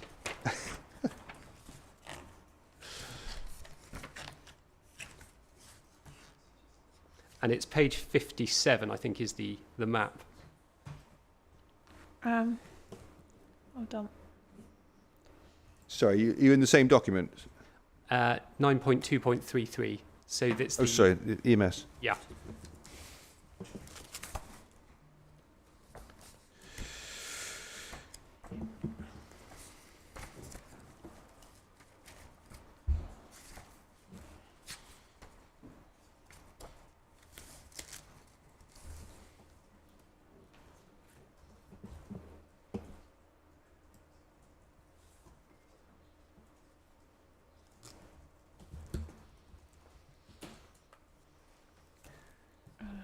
Have you got that? I do have that. Madam, have you? I have. Thank you. So we can see these areas in purple, which are the mitigations for skylarks, and as we understand it, that's being set aside for them to use as nesting grounds. Is that right? That's right. Providing someone with a lawnmower doesn't come over. Well, these would be in cereal crops. These would be skylark Yeah. plots within cereal crops. And if we can go back to the survey, the badger survey, I just want to draw your attention to S15, which is kind of in the middle of that plan. Yes. So that's a main set, isn't it? Yes. And appreciating the clarity and the scale of this map, when you look at the mitigations, the skylark mitigations, that set appears to be fairly close, if not almost within, one of the areas set aside for skylark mitigation. Is that problematic? No, badgers are a mammal within the countryside, just as foxes are, and in terms of their effectiveness as a predator of skylark nests, they're not successful. They're certainly not going to be their main food, and as we know, skylarks do persist quite happily in the countryside, encountering badgers and foxes all of the time. What happens is that nests are extremely cryptic when they're on eggs. The birds are very difficult to detect. Once the chicks have hatched, then they're mobile, and so essentially they're not at particularly high risk Would it be predators. Would it be prudent to locate a mitigation close to a known set? Badgers are much more interested in foraging on earthworms, for example, which you talked about, in other invertebrates which they can get hold of, than trying to sniff out skylark, which is very difficult to do. So you advised on these mitigations when you were agreeing them with Natural England, is that right? Yes. And can I just check, when you were looking in these proposed sites, did you take into account the locations of the known badger sets? The ecologists would have known where the badger sets are. Sure, it's not a main consideration. So it wasn't you; it was one of your team, was it? It was one of the team. Yeah, it wasn't. Yeah, so it's not a main consideration. Even if there was a main badger set there, skylarks and badgers happily coexist in the countryside anyway. It's not an issue. The land in purple, the skylark plots will be on rotation there, so they will move around from year to year, so they're not static in the same place necessarily every year. And so again, there's some dynamism in there. I mean, one could understand plotting land for mitigation on the basis that there are either no sets there or you're unaware of the sets there. But what I'm asking is, where there are known sets locally, is it a wise idea to deal with a species such as skylarks and put them in close proximity to an animal that potentially will eat their eggs? The predation risk is extremely low. It's just like skylark happily nesting in cattle grazed grassland. The nest could be trampled, but the risk of it is actually very low. So, these are natural perturbations. It's not a significant issue for them. What's far more important is getting the habitat correct. And the reason why skylark have crashed in the wider countryside is because of the use of winter crops, basically winter wheat, for example, not allowing them to maintain their nest sites and forage sites as it grows up. So getting the management right, using the skylark plots here, is a very successful way of doing that. And some detail then on how that's going to be brought forward is included in the environmental mitigation strategy we have open there. It's Appendix 3.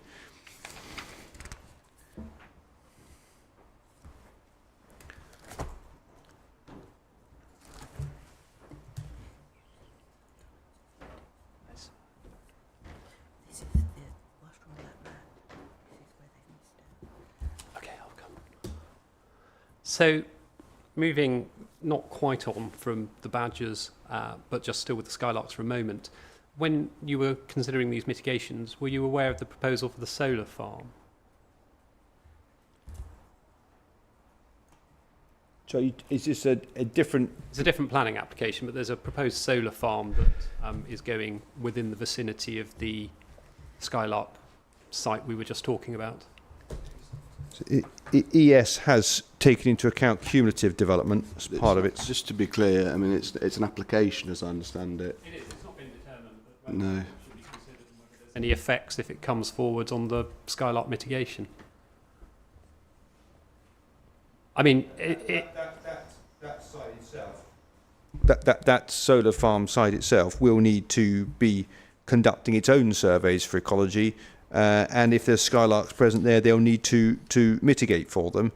And skylark can actually coexist with solar farms rather well if the design is right, and so therefore there should be scope to fully mitigate for them. They shouldn't be left with a residual impact, and it shouldn't be able to combine with any other proposal. I mean, I think what I'm asking, I know what I'm asking, is if you were aware that the solar farm was going in pretty much next to that particular skylark mitigation, would you have put that forward as a suitable area of land?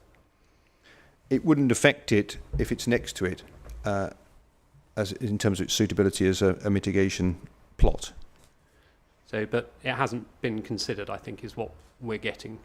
At least you haven't. Because the ES has included the solar farming, hasn't it? In I think that's one of the things Pins asked for, actually. It's throughout the ES. So, yeah. Whether Mr. Baxter's considered, I don't know.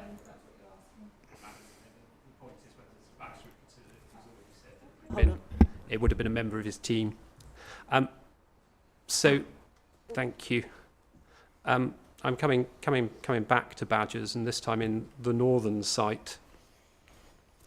If I can take you to CD 3.1.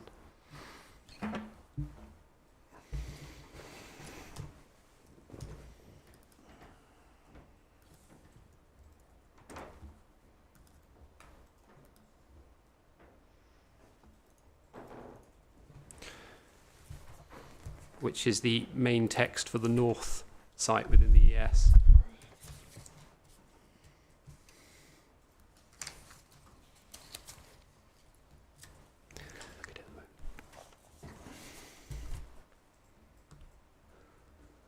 What page would you like to go to?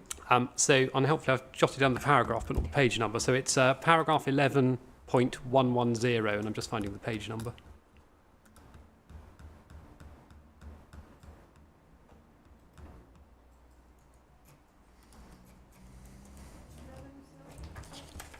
So it's paragraph 11.110, and that's on PDF page 517 under the subtitle Badger.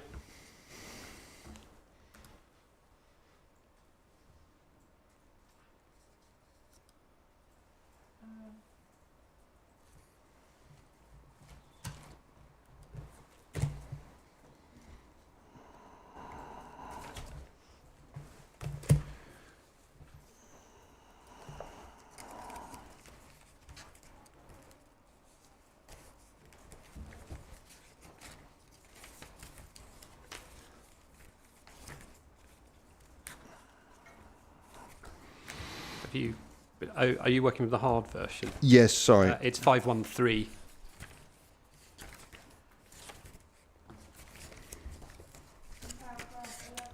Uh, 11.110. So you may not actually need to turn it up, Mr. Baxter, because I think you probably can agree with what I'm about to say. So the ES for the northern site here suggests that 2 sets will be likely lost to the proposed development. Yes. And that's something that's acknowledged within the ecological mitigation strategy. I don't think we need to turn it up because I think you know what that says. And it's at paragraph 4.4 for the inspector's note. And the mitigation proposed in the EMS is for the construction of an artificial set. And that's set out at 5.53 of the EMS. That is the mitigation, isn't it, for the permanent loss of those 2 sets? Yes, I've got the EMS. So it's 5.5.3 is the mitigation.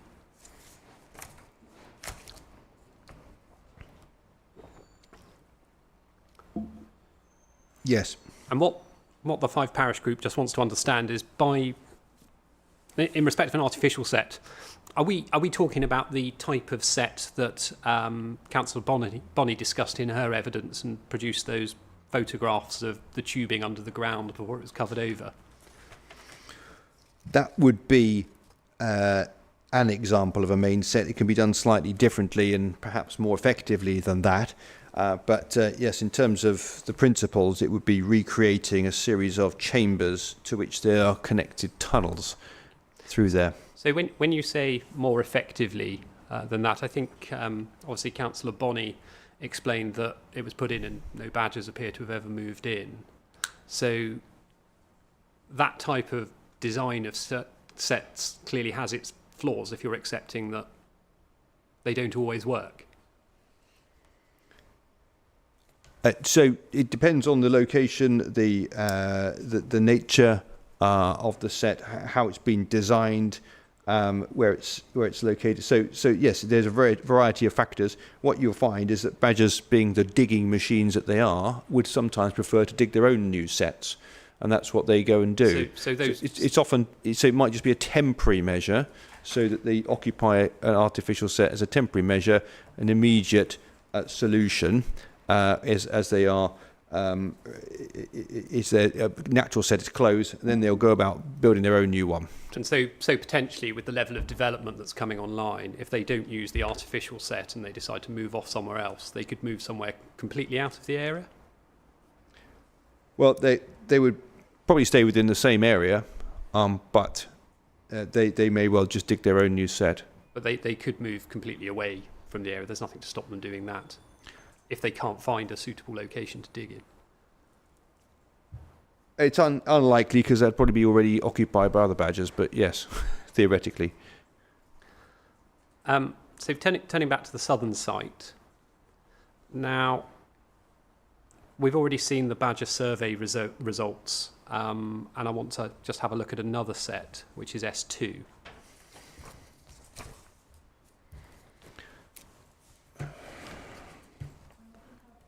Sorry, madam, it's 9.2.31.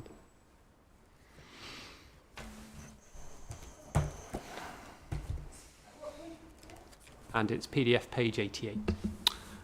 Could I just say, as we turn that up, that I'm just got an eye on the clock. I mean, we've been going. I know. Sorry, it has 2 hours almost now. And I mean, I'm just worried about the witness. You know, I'm just remembering that normally we'd be breaking about 11:15, but that's when we are starting at 9:30. He's been going almost 2 hours now. So, madam, if I don't have too much more to cover. So to explain where I'm going, after this set of short questions, I'm moving on to discuss briefly an issue that was raised with bat hopovers yesterday, touching on curlews, and then the Kent Science Park, and that's the end. there was an hour yesterday as well, though. I mean, madam, I think probably about 30 minutes. Apologies, it is taking longer. I think that's what I was going to say. So we'll have a break until 10 past. We'll have a 20-minute break. We'll resume then. Thank you.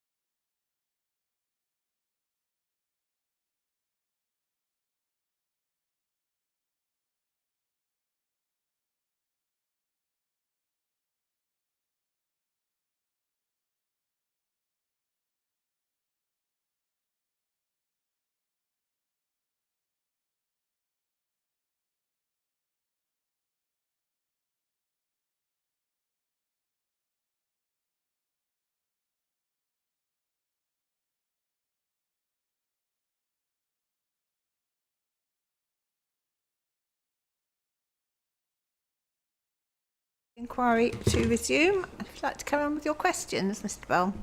Thank you. So before we adjourned, we just come back to the Badger survey results for the southern site. So 9.2.31, page 88. And to try and deal with this quite quickly, as we understand, there's no proposal within the southern site to close any of the Badger sets. I think S18 would be the only There's some one. temporary measures, but nothing to permanently close. There's no suggested mitigation for a permanent new set. Yeah, it's the main sets which are the centre of activity. Badgers use a variety of other sets in a much more sporadic way, like summer homes, for example. They don't need to necessarily maintain them.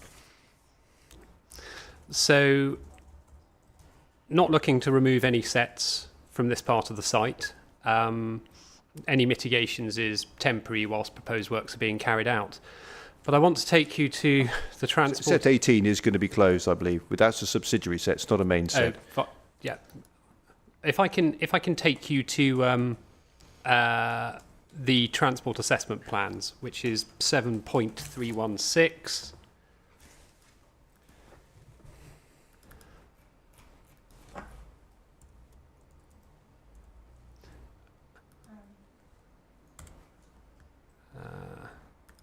Madam, and then it is the plan on page 45.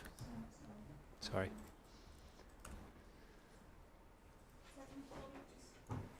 Uh, 7.31.6.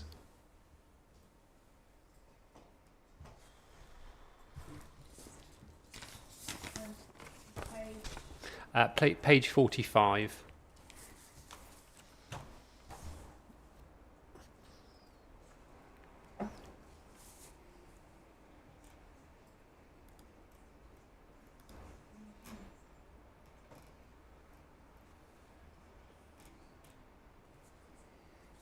Have you got that, Mr. Baxter? Yes.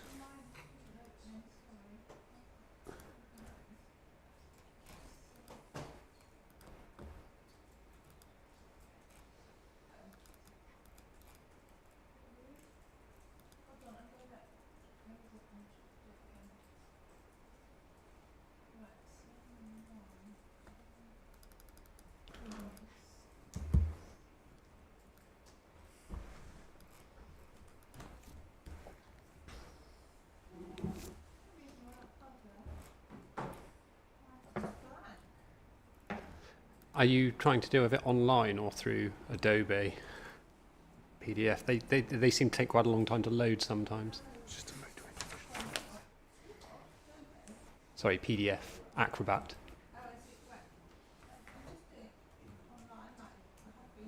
Oh.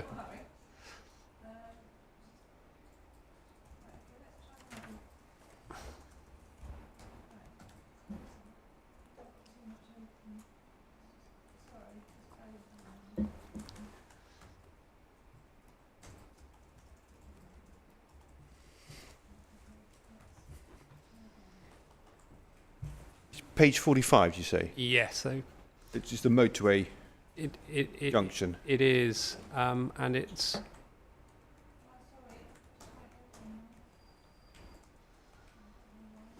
This is definitely the one, isn't it?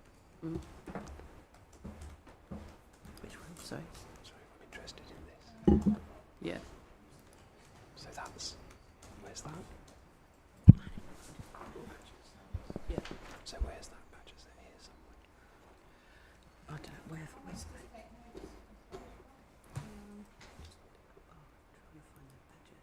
It's here, look, this one. Yeah, that's it. So where's that one here? Yeah.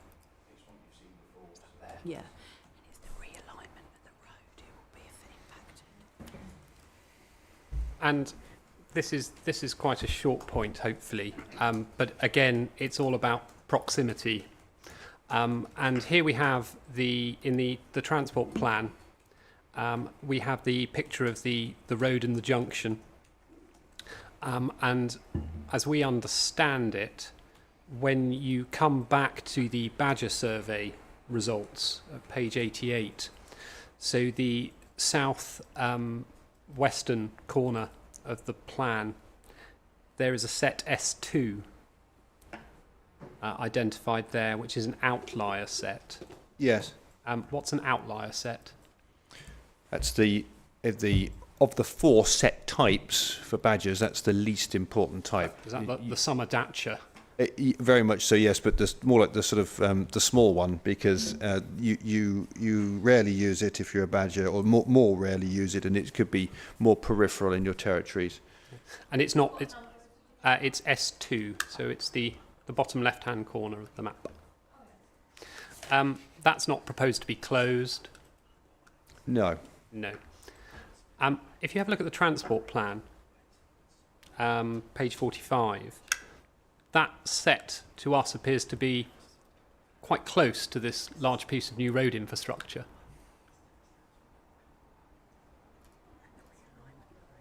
And the realignment of the road. I think there's the existing road, which goes over the top of the motorway, close to S2. Which is the one being realigned? Is that Ryan Farm Road? Yeah. Yes. And again, this is the difficulties with the slight limitation on this survey plan and trying to overlay things and work out where things are. But would you agree, yes, from comparing those two plans, that S2 is very close to this new piece of infrastructure? Yes, so I'm going back to, in the same document as the Badger Survey Plan 9.2.31, there's the table of Badger results 5.4. Yep. And that tells us about set 2. It says lots of rabbit activity, but single entrance appears to be in use by Badger. Appears active, but no recent evidence of use. In 2021 comprise an active 3-entrance set. So what that's saying is, in line with outlier sets, they come in and out of use. So that's the need for update survey work closer to the time of construction. It will be assessed whether that is in use or not. If it's, if it's not in use, which is entirely likely, it can be closed without any further mitigation. If it is in use, it would need to be closed with mitigation under licence from Natural England, if it is impacted by the road realignment. And that will be readily licensed because it's an outlier set of the least importance, and badgers can happily do without outlier sets. Thank you. I want to turn to bat hopovers. And this stems from something that you explained to Mr. Rhymes yesterday, and that I just want to start off by just checking with you. If we could turn to Plan EMS 1. Oh, sorry. Apologies, madam, I'm just double checking the... Actually, we can use this one. If we go to CD 8.19.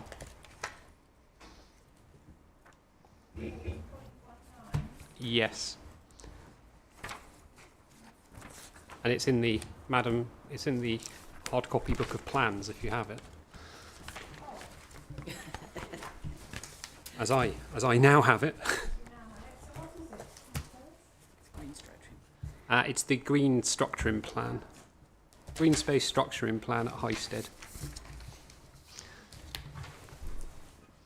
And really all I want to do is just use this to illustrate kind of Highsted Village East and just ask you a question about bat hopovers.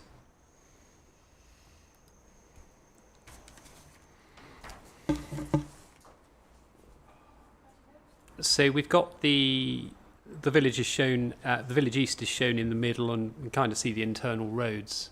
And I think yesterday, in response to Mr. Rhymes, you mentioned that bat hopovers could be used in respect of the internal roads.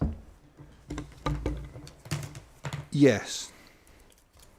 Is that a mitigation that has been actively explored before you gave evidence yesterday? It is, yeah. I've asked that question. And is it something that's been suggested somewhere as a mitigation as opposed to the hop over the main road? It's not been detailed in terms of the EMS Plan 1, for example, because the scheme is, it being developed at the present time. It would be the principle is if it can be applied to the SRR, which is structure as it is, much more significant, then it can be much more readily applied to a local road because it will be of smaller scale and sitting within green infrastructure. So when you say can be, in respect of what's proposed here, do you mean should be? Yes, I mean, and so these are not technical structures. This is simply about bringing the vegetation close to the roadside, providing trees at those points so that the bats have a narrower gap to cross, essentially. Thank you. I want to turn to curlews now, and for that, can we have a look at the statement of common ground between the applicant and Natural England?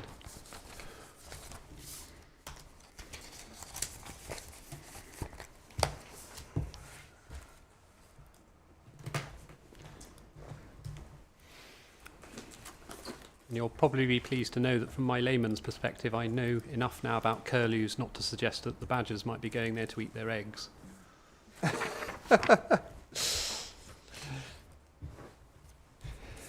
These are wintering curlews anyway. Yes, cold eggs are not a thing.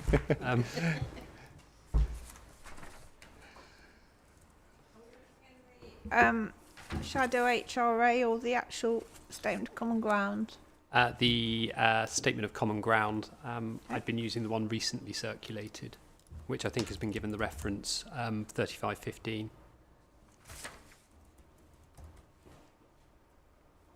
Paragraph? So, Madam, taking first to 2.1.2, and this is the bullet point relating to the land set aside for the off-site curlew mitigations. And then on page 5, I'm just going to take you through these just by setting out the background quickly.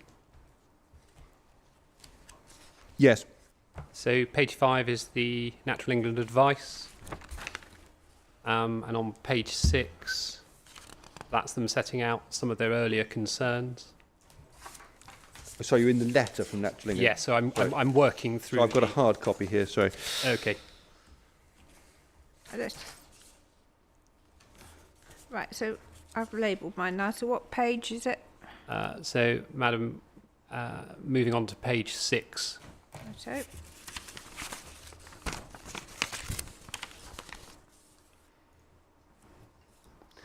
So, Yep. and on page 6,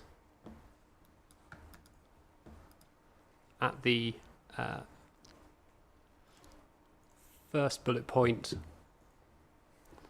we have the discussion about the mitigation land being set aside. If we go to page 14. 14? Yes, Madam. We're in the HRA then, are we? Well, this is... Oh, sorry, Madam. Yes, it's appended to the Statement of Common Ground. Yeah. Apologies. Is the version that I have. Oh, right, okay. I'm going to have to get the...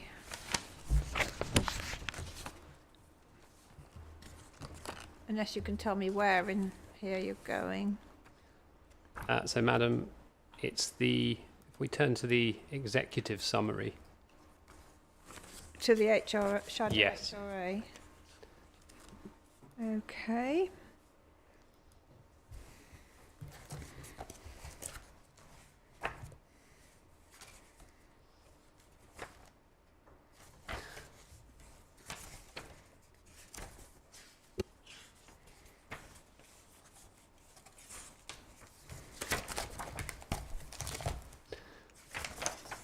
And if we go to Roman numeral 7, which is over the page on page 14.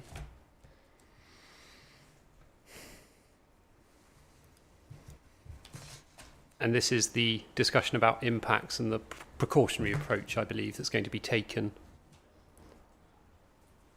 And then if one wants to see what the precautionary principle is, that's set out on page 25 of the SHRA, but I don't think we need to go there.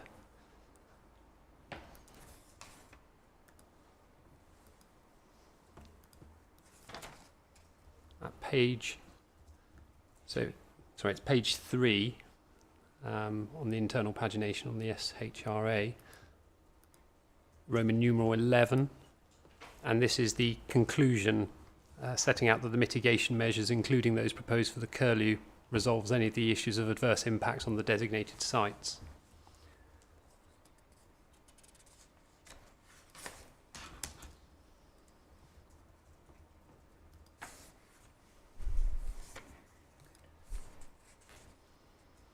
So, thank you.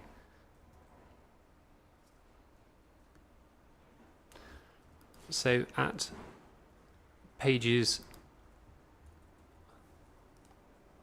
I've got them down as PDF page on the version. So internal pagination 42, we have the section that starts with the discussion of the curlew.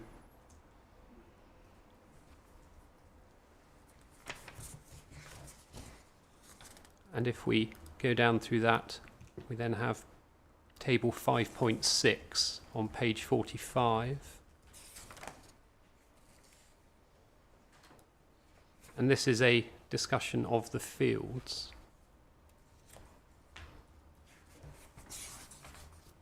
And we can see, in respect of the fields, they have the two cropping regimes.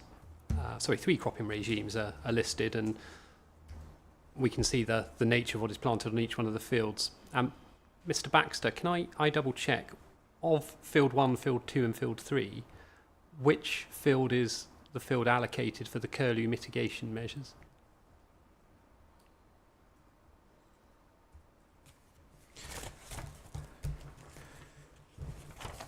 Not sure if we've got a plan here.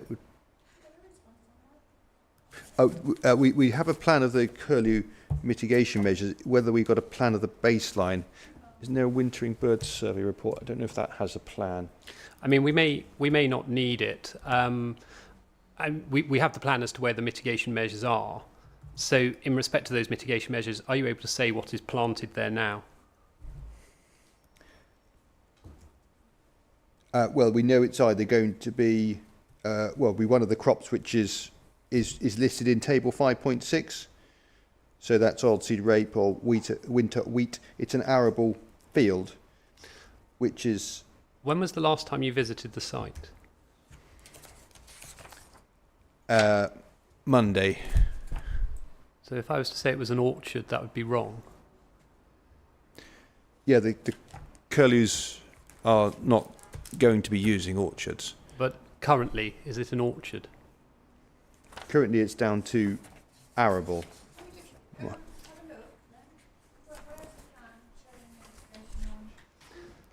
Sorry, the plan.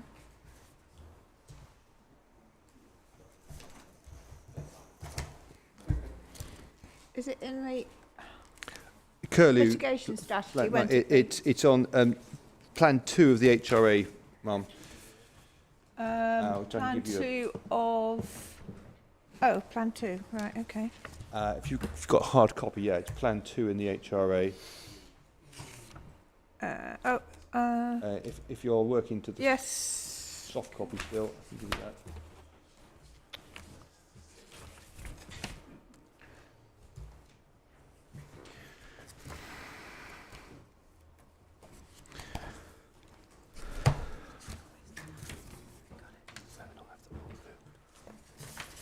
so it's just outside Rodmersham, isn't it? Yes, madam. It's I think it backs onto Stockers Hill. Yeah, it definitely is an orchard. The dark purple is an orchard. I don't know about the light one.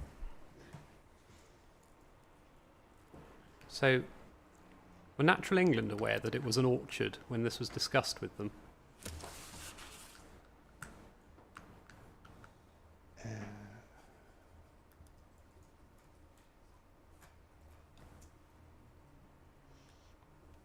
I mean, as you were the one having the discussions, presumably, with Natural England or feeding into them, did you raise with them it was an orchard? I've only picked this up latterly when this issue was... By latterly, do you mean now? With Natural England, no, earlier this year.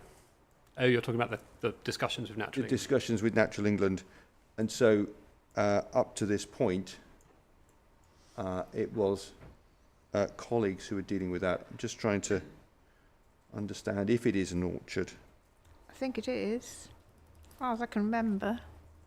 I might be wrong. This is off-site, is the It is offside, Yeah. isn't it? But it's the nature of what's in the field at the moment. But maybe, I don't Well, know. I'm not sure it is. Maybe it's I'm not, looking at an actually. aerial photograph and it looks like an arable field to me, but we can check that on the ground. As you go along Church Road, on that side there is definitely an orchard, but I'm just wondering whether it's actually further up. It's north of Stockers Hill, is it not? It is.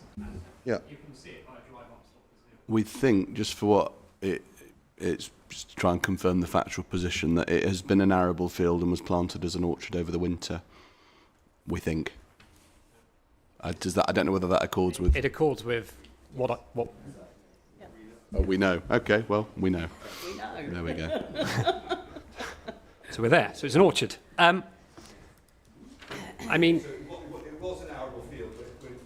It was an arable field when we carried out all of the assessments here. Obviously, until very recently, it's been an arable field. so now it's an orchard, and that's obviously very different to an arable field. Now, in Yep. terms of curlew mitigations, presumably the orchard would have to come out.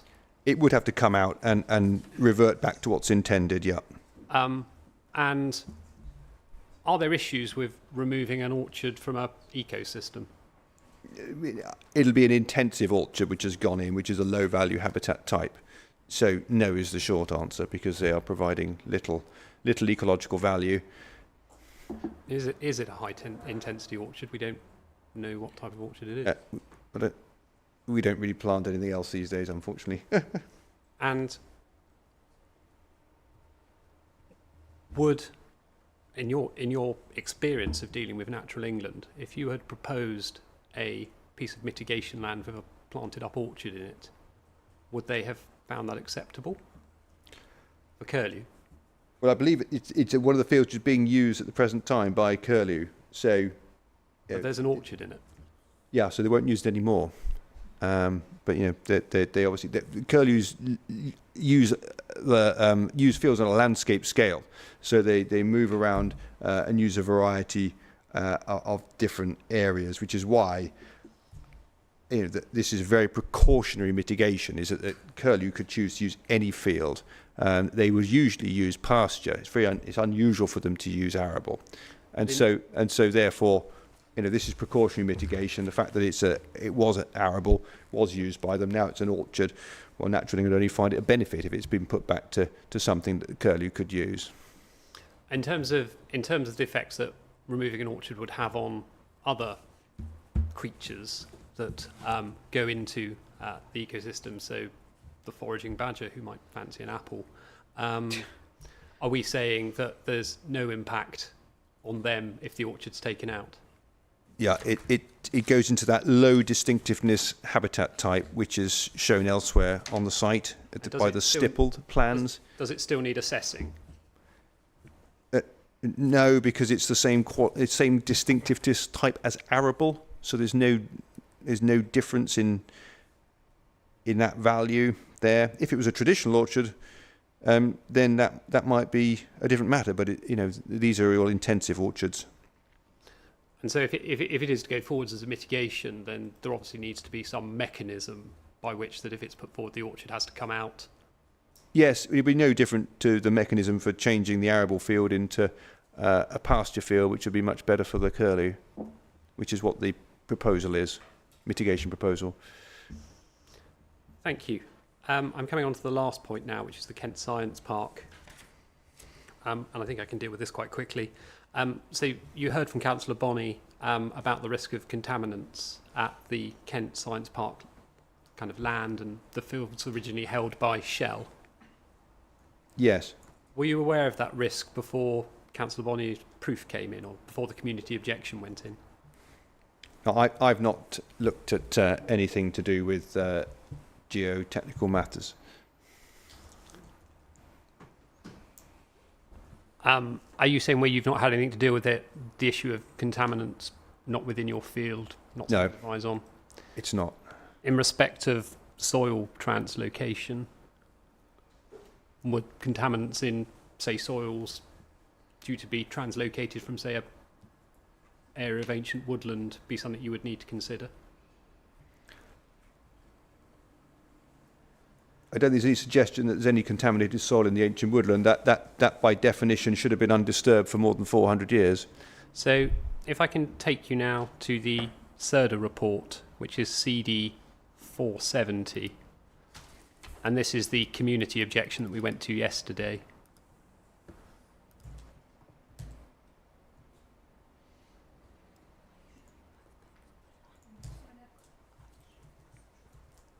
Focus on those now, because it's the same point. And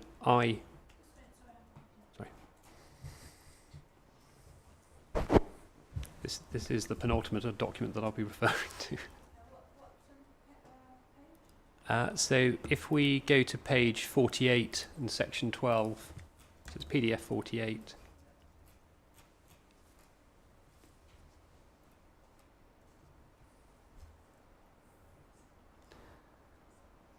And here we have the discussion on land contamination and the concerns raised by CERDA.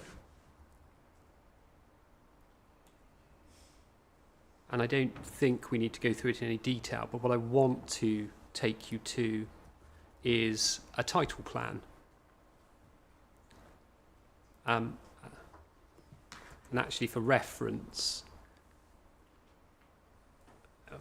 it's probably worth turning to page 52 first and having a look at the conclusion at paragraph 14.5.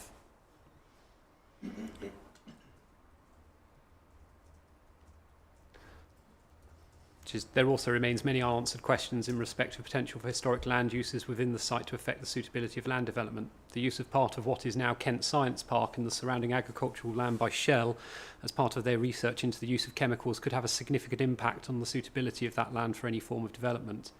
The supporting baseline studies do not appropriately grapple with this issue, and it is considered necessary for these matters to be addressed through suitable investigations prior to the determination of these applications.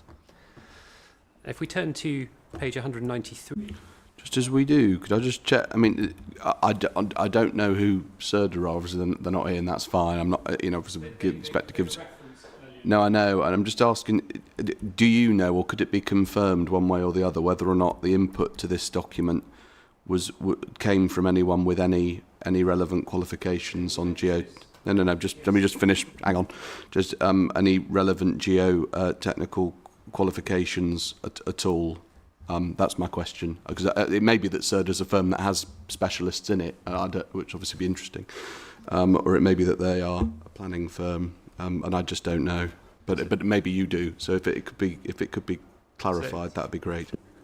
At the moment, all I can confirm is that at page 2, we have the explanation that was prepared by a planning consultant, Stuart Crossan.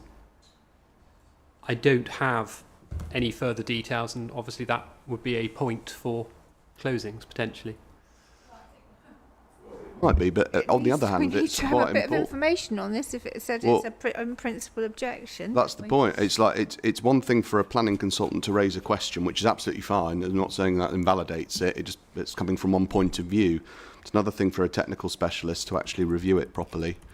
And I don't know what CERDA is, so it may be one thing or the other sort of thing. And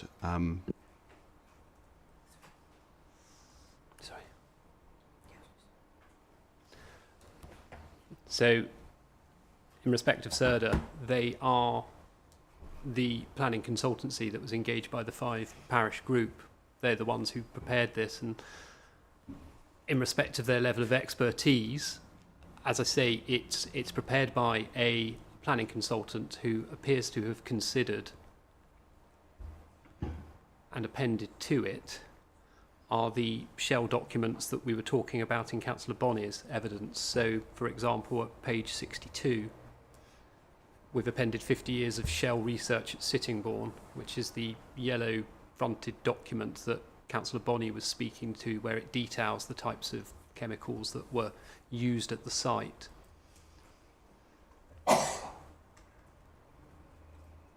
But we don't have CERDA coming to give evidence, and we have said that from the outset of the inquiry. I think reference was made to it during the master planning sessions and the landscape sessions. I would like this issue, well, it's the same, I mean, it's similar. I think it's all tied up with a sort of effect on hydrology and stuff, isn't it? So I need some response. This came up yesterday, didn't it, or the day before? But yeah, absolutely. We're working on it. We'll work on a note. It was, and it's not that we know we were responding to it. It's just a question of trying to work out the status of what it is really.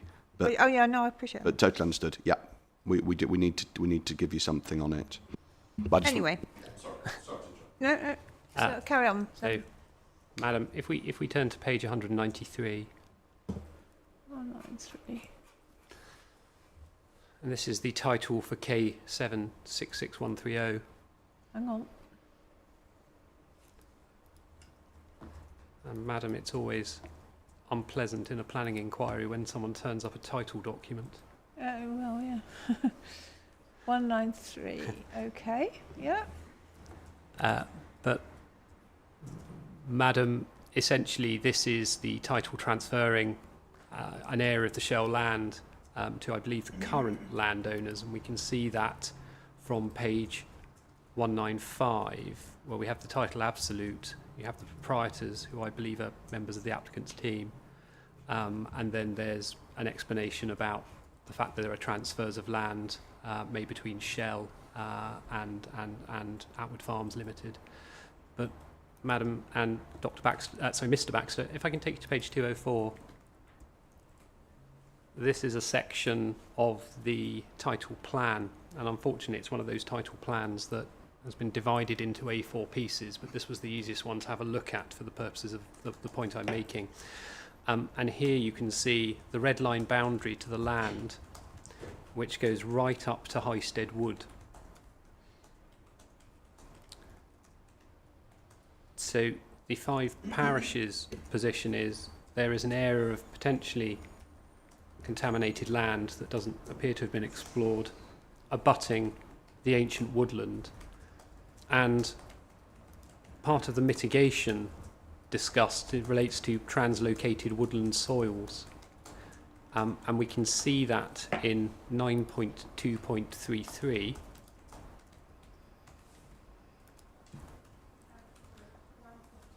Which is the ecological mitigation strategy.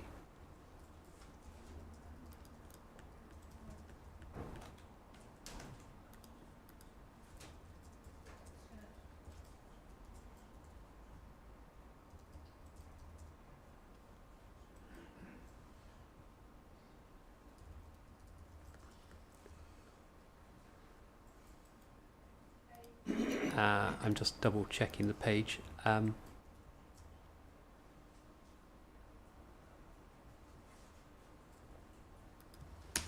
Sorry, Madam, I've lost my reference. But I think the point I'm making is, in respect of Highsted Woods, there is mitigation involved that involves translocation of soils from the area of woodland that's to be lost. Is that right? Correct. And if that is to be done, have you considered the risk of how close this potentially contaminated land is, if there's been no investigation of it? No, we're working on the assumption that the ancient woodland soils have been undisturbed or contaminated for 400 years. If that's not the case, then they should be drawn to Natural England's attention. It should be removed from the ancient woodland inventory, because it wouldn't be qualifying ancient woodland. Thank you. Madam, that ends my cross-examination. No, I think we don't.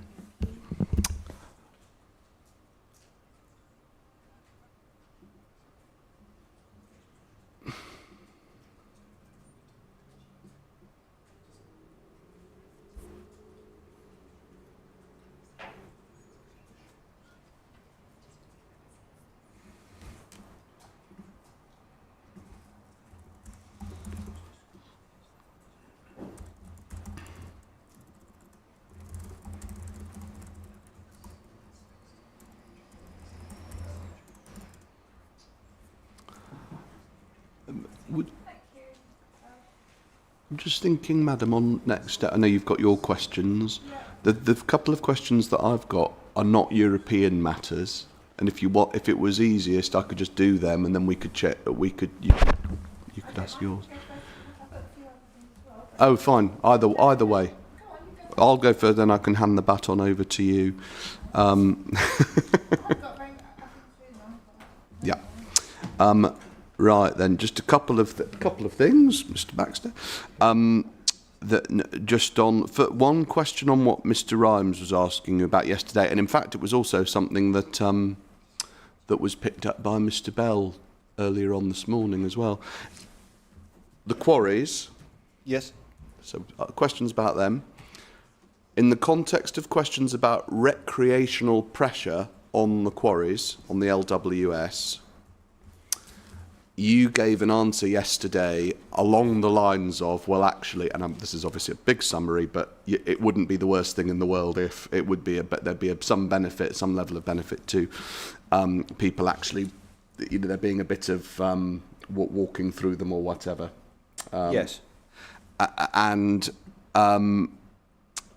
the point of the question in re-examination is because Mr. Rhymes said to you, fair enough, he said, where has that actually ever been suggested at any point before in the materials? And you said, well, I'd have to look through the environmental statement, and then obviously you moved on. So just take up the environmental statement, which is core document 9.1. Yes. And on PDF 581 of it, which is page 578. So PDF 581, yeah, page.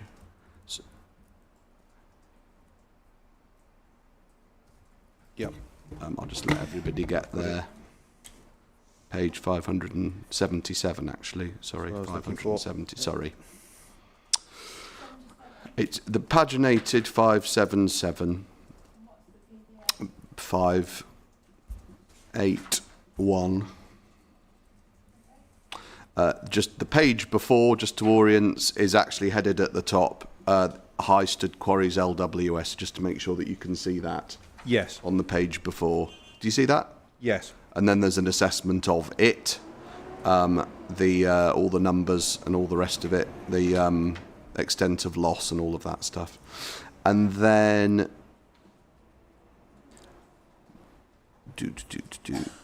if you have recreational pressure is on the following page towards the bottom at 11.98. I have it. There's a heading recreational pressure, and I won't read it all out, obviously.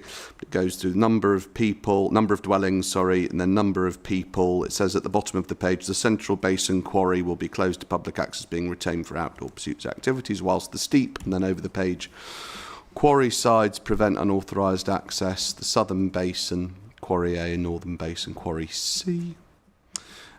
Will be available for public access, given the separation are likely to be subject to lower levels of activity than the parkland areas. Do you see where I'm reading from? I do.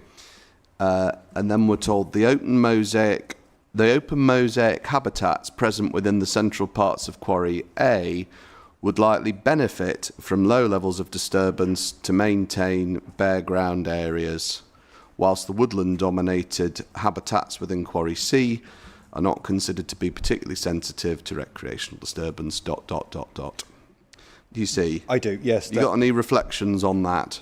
Yes, that is what I was referring to in my oral evidence in terms of Quarry A, that those grassland habitats which it's proposed to restore are the ones which need that open aspect and would, as it says here, would likely benefit from low levels of disturbance to maintain the bare ground areas. Just as the rabbits are doing now, people would have some kind of effect to that end too. Thank you. That's that. Changing tack onto questions from Mr. Bell yesterday and today. One question, and you've answered it in different in different pieces you've answered it over the last sort of day and a few hours, but just to try and get your answer absolutely in one place, as it were. It's been suggested to you that the stream that we've all been looking at is a likely chalk stream. It's been suggested repeatedly that it is likely a chalk stream. You have explained today, just to summarise, that that stream that over which the Rule 6 party, casts out or whatever, puts into contention, has been assessed as a priority habitat in the ecological work that's been done. Correct. And you showed the inspector where that's been recorded, and you've also explained, I think it was yesterday, but I can't be sure. Oh, I think it was yesterday. You talked about SUDS and how SUDS solutions could work so as to treat discharges into the stream, whatever it is, whether it's a chalk stream or not. Yes. And you've been over all of that. So here's the question, drawing all of that together, which is to say the treatment of the stream, whatever it is, as a priority habitat of value, the ability of SUDS that you've explained yesterday to treat discharges and all the rest of it. This is the question. What difference does it make? What difference does it make to your conclusions if, let's assume it's not just a possible chalk stream, but a definite chalk stream, and it's just been missed off the mapping for whatever reason through a omission, whatever, but it should be treated as a chalk stream. Let's say that the precautionary principle dictates that must be so. I'm not suggesting that, but theoretically. So what would that affect your conclusions as to the appropriateness of the scheme, and could you explain that? No, it wouldn't change the conclusions at all, because, as I've set out this morning, it's already been assigned as an important ecological feature. It's already been recognised as a priority habitat type for rivers, and that, albeit based on water vols. But the vegetation in the river has already been recognised for its quality, and alongside the water quality. So therefore, the mitigation has been designed on that basis, and we see from the development structuring plan it sits within an open area, retained green space, country park, and as a result, it can be fully maintained in terms of that existing value. Thank you. Next question, curlews. We've just very recently had this discussion about these fields and then there was the question about has one of them, or have they been planted up with orchards in the last few months or not, or whatever. And then questions were put to you on the ability of those areas of land to be used in respect of curlews. Do you remember all of that? Yes. So here's my question. If it's right that there's orchard land on them now, or orchards on them now, and if those orchards end up being removed to facilitate curlew mitigation land, is that a good thing or a bad thing so far as the curlews are concerned? So far as the curlew is concerned, that's a good thing. Could you explain why? Because the land will not be available for use if it's an orchard. Curlews are not looking for fruit. They're looking typically for invertebrates in the soil, such as earthworms. So they will not use the orchard land. So if it was removed and put back to something arable or preferably pasture, that would be much preferred by a curlew. Now, the last question I had was actually about Cromer's Wood. And again, it responds to questions from Mr. Bell this morning. And I'm wondering whether, rather than just asking it as a question, the easiest thing might just be to just put in a list of paragraph references to the inspector, because the suggestion was, the implication was, from the questions that you were asked about Cromer's Wood, that perhaps it hadn't been assessed thoroughly, or that implications for it from the nearby development parcels hadn't been considered appropriately or adequately in the environmental statement or the other work. Do you remember that line of questions? I do. And so rather than, what I could do is I could take the witness through a load of references, but I think maybe it's not much point. I'll put in any, I mean, it's all within core document 9.1, which is the environmental statement, which to be fair is something like 600 pages long or whatever, but I'll put that, because all I'll be doing is asking the witness to read things out and say, can you see this, can you see that? But you're more than capable of obviously doing that yourself, madam, so I'll just leave it there, if that's all right.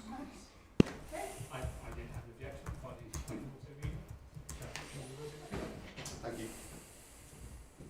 Okay, thank you. So, it's very pleased to know that I've gone through my questions and I haven't got that much to ask you now, so that's good.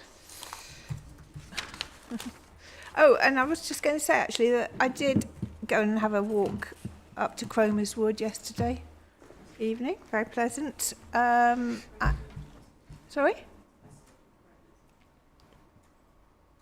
Sorry, you said Cromer's.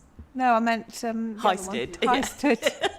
Sorry, yeah, Highsted Wood, yeah. I had to walk through there and everything. So, so I've done that, just so you know. All right, Mr. Baxter. First question on surveys. Yes. So the 5 parishes group were concerned, weren't they, about surveys of ponds and waterways and so forth, about in relation to great crested newts, and they talked about Church Street, where they've been seen or whatever.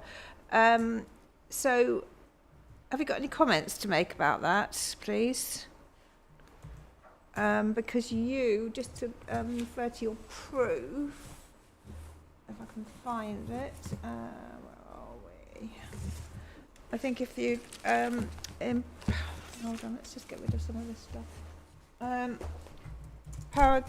Proof paragraph 3.3.22, exactly. So look at that and see if that's 0.22, yeah. You say in H there, no evidence of great crested newt was recorded from ponds within the site, which seems to be disputed by Ms. Bonnie in paragraph, hold on a minute, paragraph 2.2.3. No, it isn't. 2.6.5. Yeah. We know there are great crested newts resident around Church Street in close proximity to where the Southern Relief Road crosses, and there appear to have been no surveys of ponds or waterways in the nearby vicinity as well. So, could you comment, please, on that?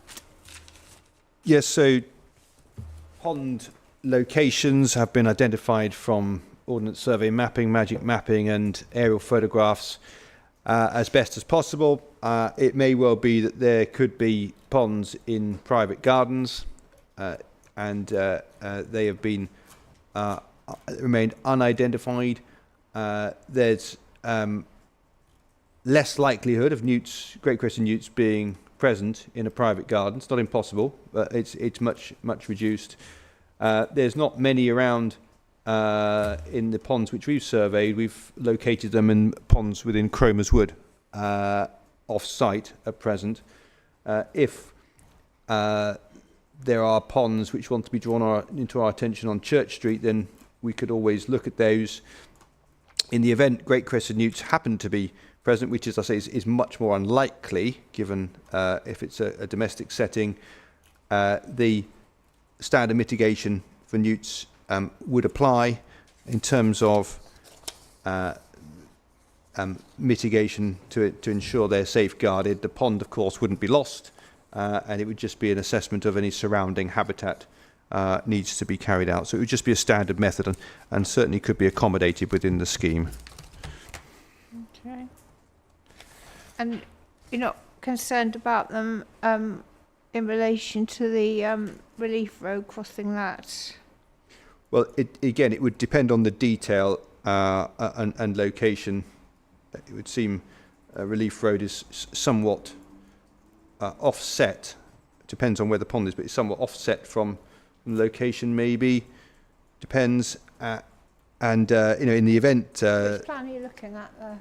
Well, I'm not sure where the newts are. But which one you're looking at plans? I've just got the EMS 1 plan up in front of me to just look at the location of the Relief Road. Hold on.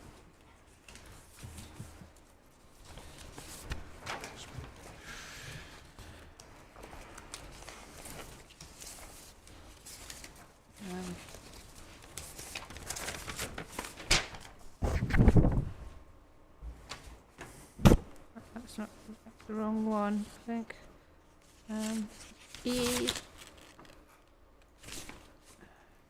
EMS 1, yep. So where are you looking?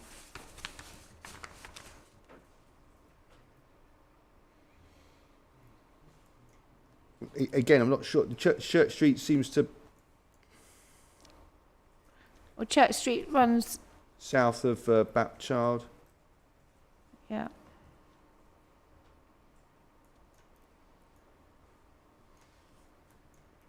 I suppose it's a general question about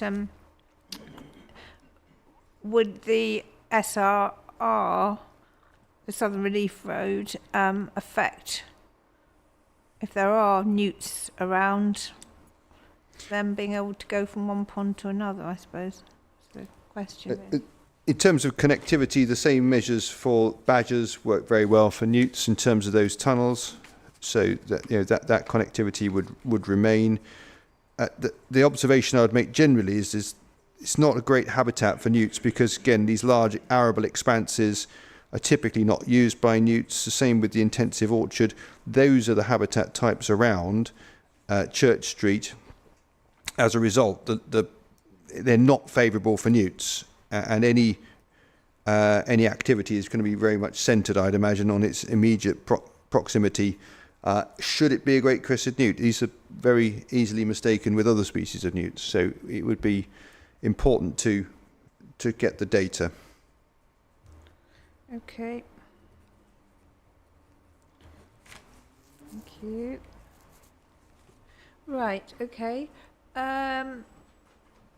Yeah, in paragraph 3.4.6 of your proof, you say, halfway down there, so you say, this is about faunal surveys, you say it's proposed that update faunal surveys are undertaken at an appropriate stage, e.g. reserve matters in line with the phasing of the development. I just wondered sort of what you meant by when you think, just pinning it down a little bit more, when you think updated surveys would be best provided.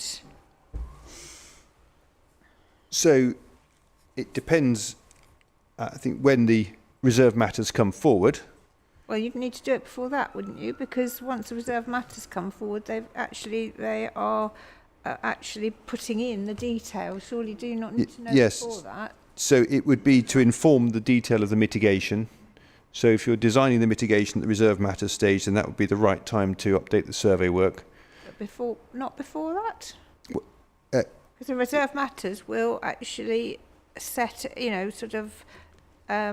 establish where the houses are going to go in any particular phase and where, so if you... So yes, you want it in advance of that to inform that design.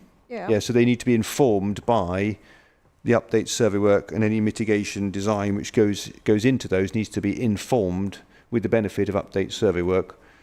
So indeed, that would need to do that. So it wouldn't come after it, would come before it to inform it, if that makes sense. Okay. Okay, thank you. Now, oh yes, we were talking about, BNG, biodiversity net gain. Yes. So the assessment, did you do it? Personally, Assessment? Yeah. not the original one. I've it's my colleagues who did that. I've then looked over the updated one, which has been carried out as well. Okay. So it's assessed the habitats and hedgerows, hasn't it? It does. No assessment of watercourses. Is that? Or is That's there? relevant on the north site. Yeah. In terms of the And has that- retained watercourse. I need to just bring it up to confirm. Maybe it has. Maybe it hasn't. I don't know. I'm just wondering. So nothing in the south. Nothing relevant. So No. it's 3.2.11. 3.2.11. Is the EMS for the north site. Mm-hmm. In there will be the biodiversity net gain assessment. Just opening that.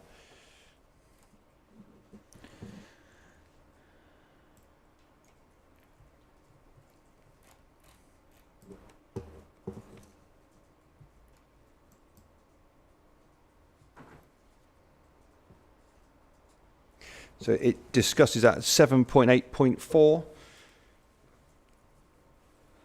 Okay.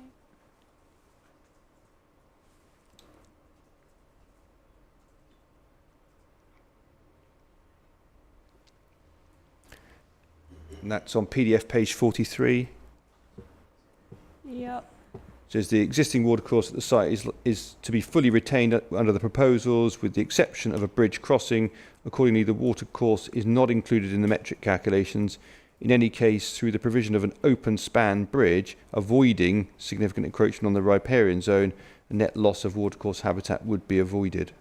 Should that not be included though in the BNG assessment, especially if it, you're talking about possible enhancements?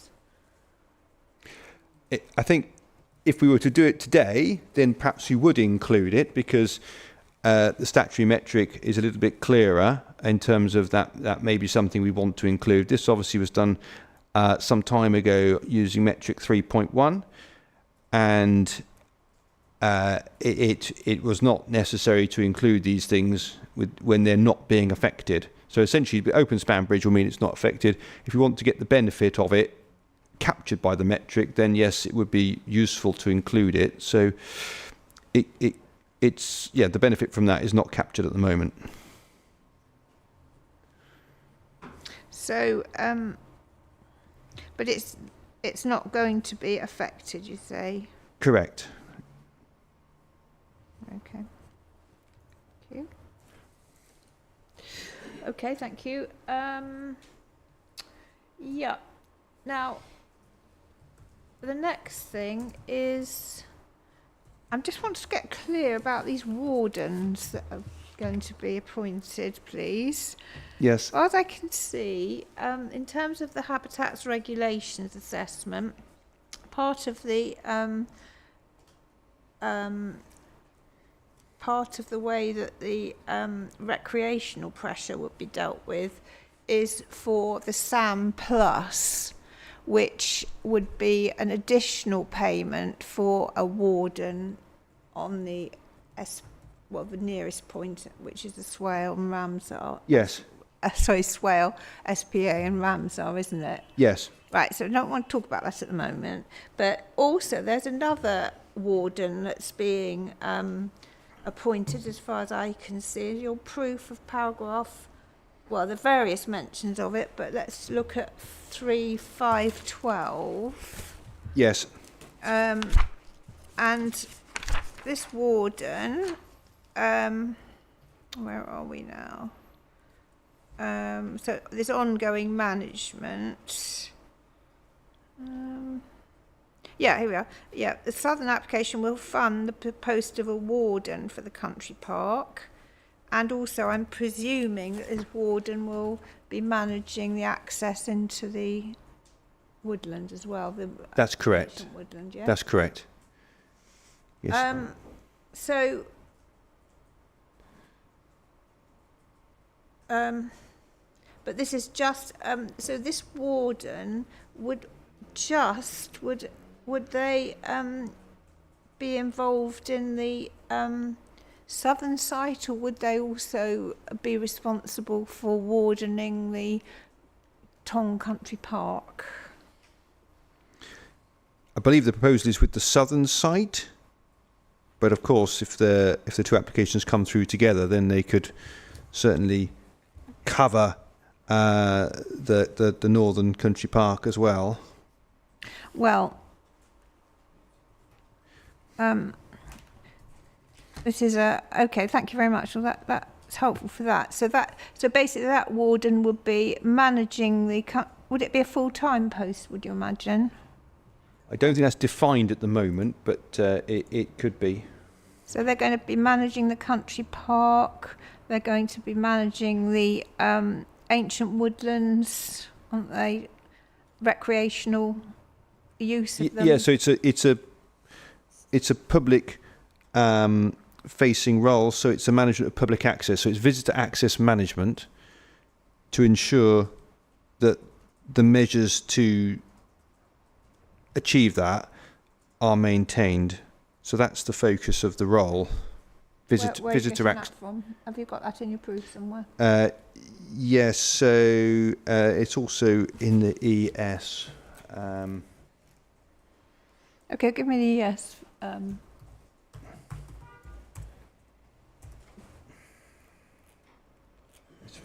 It's finding the references, which is the key. So that would be 9.1, would it? It would be 9.1.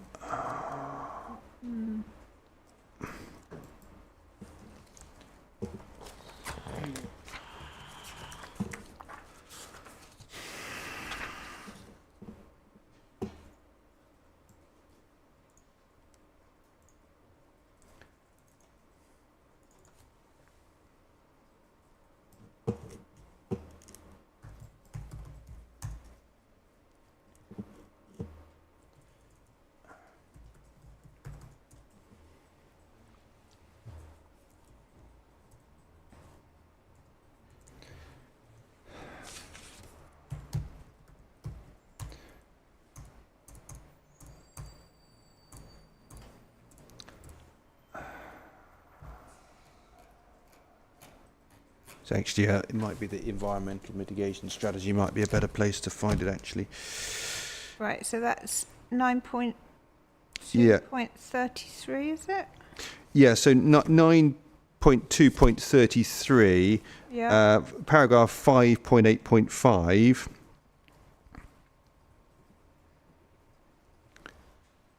Yep.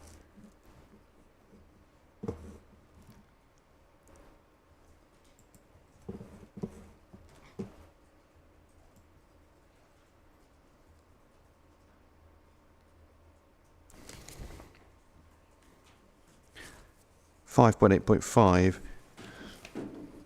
Right, okay, ecology officer, habitat management and monitoring, so not just public access. Yes, to oversee those. So they wouldn't be doing it; they'd be overseeing it. So they would be directing it, maybe specifying it, monitoring it, but then providing wardening and undertake access management, which is the visitor access management I'm talking about. That's a core part of the role, alongside public engagement. Okay.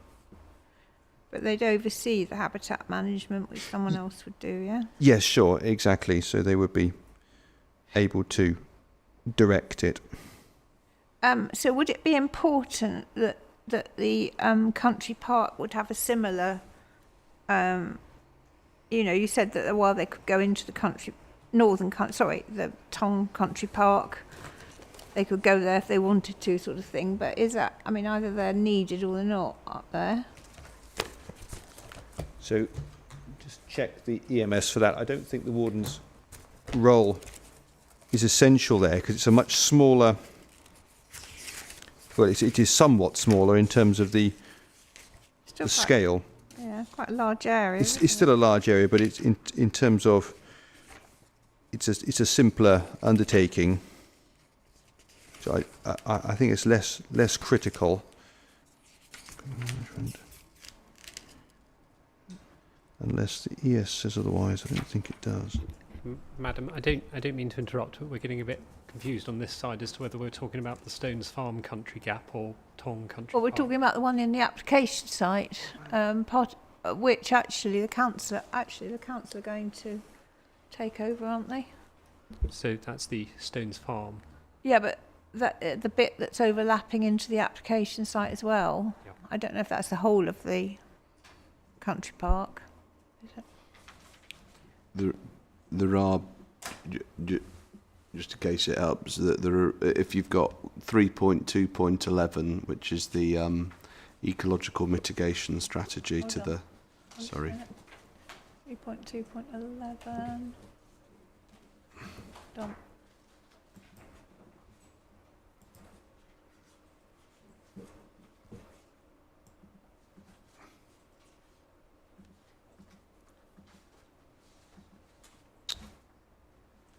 So 3.2.11 is section 5.8.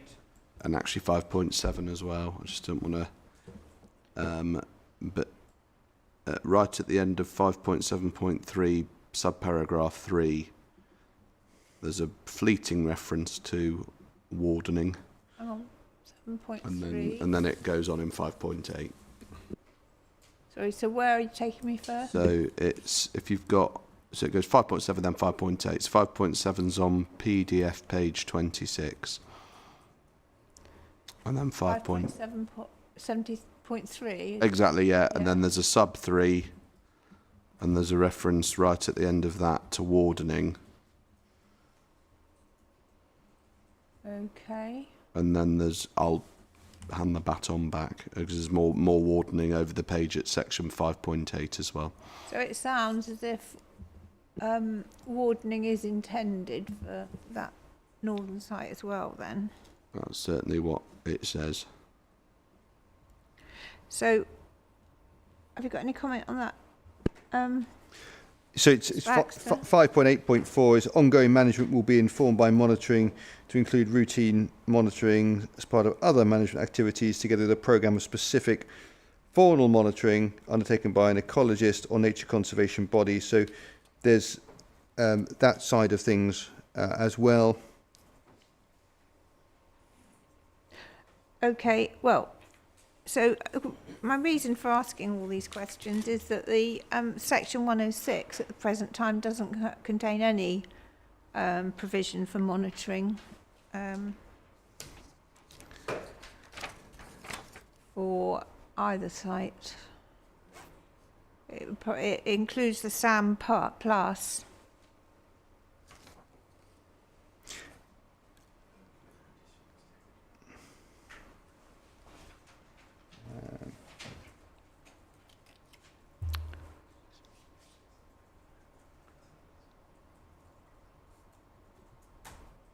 So that's a heads up, really.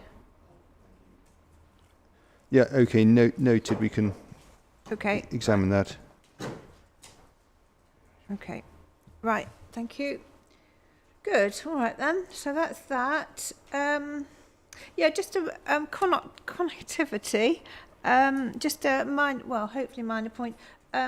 So paragraph 6319 of your proof.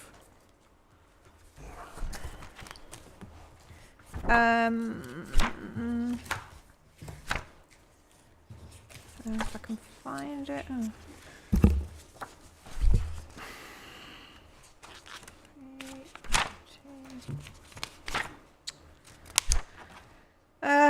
You talk about just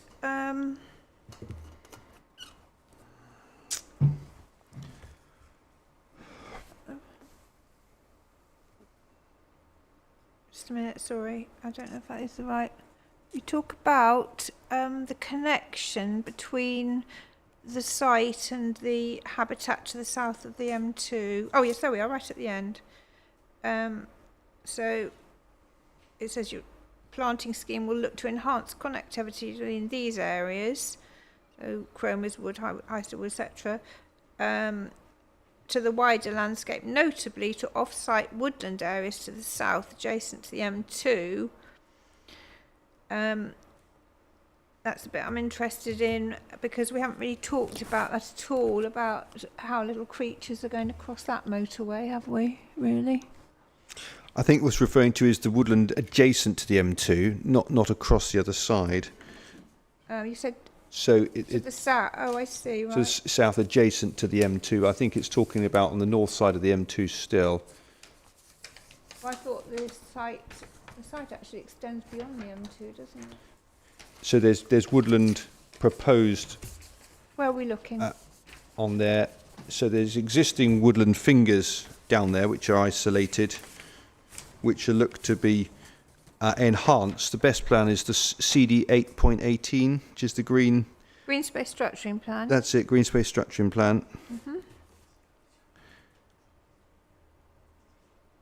And there you can see existing woodland shown, which is the isolated woodland, which is HEW03, bottom right-hand corner. And Yeah. you can see the new woodland planting proposed there, which is substantial along the M2 corridor. And that then connects back northwards. There is new woodland proposed south of the M2, you're right.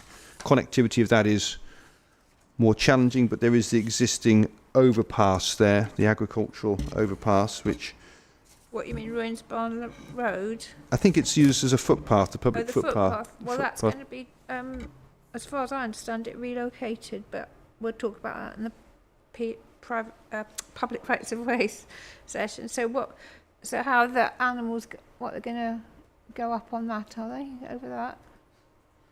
Up the steps and stuff? Well, in terms of, I don't know about the proposals on that, but in terms of this is an opportunity rather than actually anything else. There's no woodland there to the south at the moment. This is an opportunity to there. Obviously, the mammals with wings can readily cross the motorway.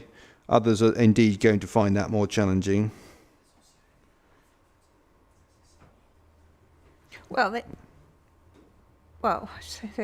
The focus is find on it challenging. I shouldn't think they'd be able to do it, would they? Just say on the footpath, you mentioned steps going up. That's why I was just turning my back. That it's at its ground level, the one that connects over to where the Kent Signs Park But the is. Maybe talking about a different one. footbridge. Maybe we're talking about different things. The footbridge that I walked across anyway, that is remaining in. I haven't walked across that. Oh, fair enough. Okay, there are no steps. It's I see. it's level. The motorway's underneath you. Oh, right. In So that would be replaced, would it? exactly, yeah, but Right, but okay, not fair moved. enough. So they could go across that then.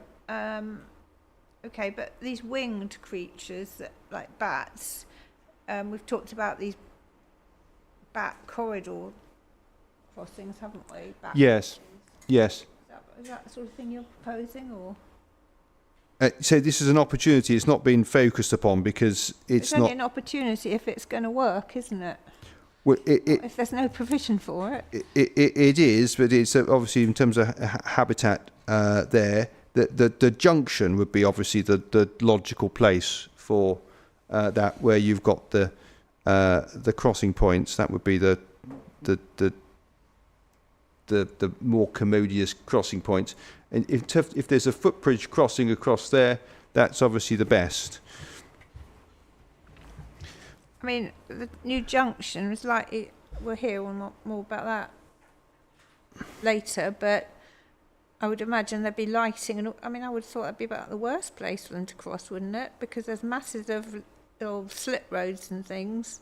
Unless you're thinking of another green bridge. It would be the stepping stone principle. You've got you've got the existing road, which is to the west. Is it Ruins Barns Yes, Road, yeah. which crosses over? There's an opportunity there. Well, that's going to be aligned, as far as I understand. Realigned. So yeah, well, there's an opportunity as part of that to design in wildlife-friendly crossing features. That would be beneficial. I mean, yes, all these things would, but there's been no assessment or anything of this, has there? No, the focus has been to the north, not to the south here. If the if there's a replacement footbridge and it could be made a little bit green, that would be a very beneficial thing. Right, okay, well, let's think about that. Okay, very good. Thank you very much. Okay, let's just see. Oh, yes, just a very quick point, I hope, about woodland. You refer quite a lot to secondary woodland. Do you mean anything that's not ancient? That's correct.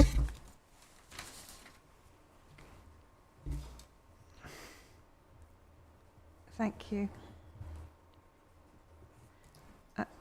Right, and you talk in section 6.4.3. 4.3.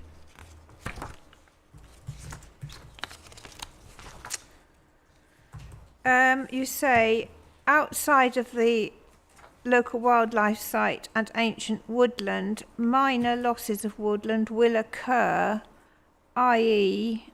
W5, W9. Well, W9, I thought, oh, sorry, W5 rather, sorry, is Highsted Wood, isn't it? It includes some secondary woodland in the in amongst it. It's not all ancient. Is that the secondary woodland that's come about as over the last 20 years? I'm not sure of the exact age of it. It'll be outside the ancient woodland mapping area. We were told about the woodland that is adjacent to the ancient woodland on the quarry edge, as it were, which has just come about over the last 20 years, weren't we? Is that the woodland you mean? Yes, that's W4. It's part of our Highsted Wood. I need to get to the descriptions, which is probably not ancient. It's just from my recollection. It's just that you were mentioning W5, which I thought was the ancient woodland. Well, it's Highsted Wood, but I think it includes some secondary woodland as part of it. I see.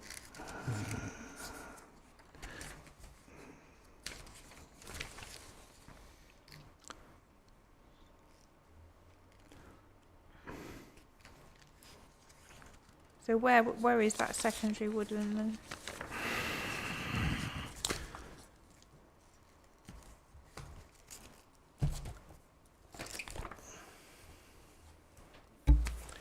Need to go to the BNG plan, probably. Sorry, if it helps, I think that there is a part of Highsted Wood that is actually not ancient woodland, and I think that's referred to as W1. I don't know if that helps. Oh, I think W5 is all ancient woodland, and I think W1 is right. is Okay, not. so is it a typo then? 0.08 hectares. I don't know how much the ancient woodland is. Is that about right? Yes. It's outside of Highsted Wood. So if W5 is all the ancient woodland, and you said W something else is the secondary stuff, then is that just a sort of mistake? I just don't want to sort of be faced with this when I come to write it up and say, oh, what does that mean? I need to take a minute to look at the BNG assessment. Okay. 1.2433.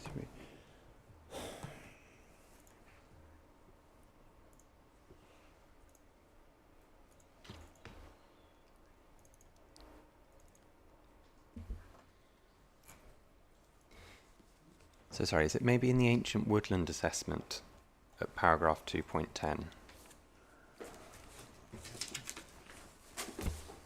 I think it might help.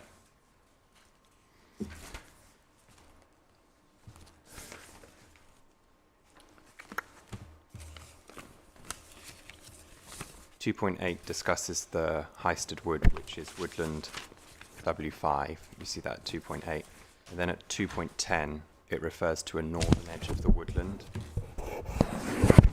And then it refers to W1, which isn't ancient woodland.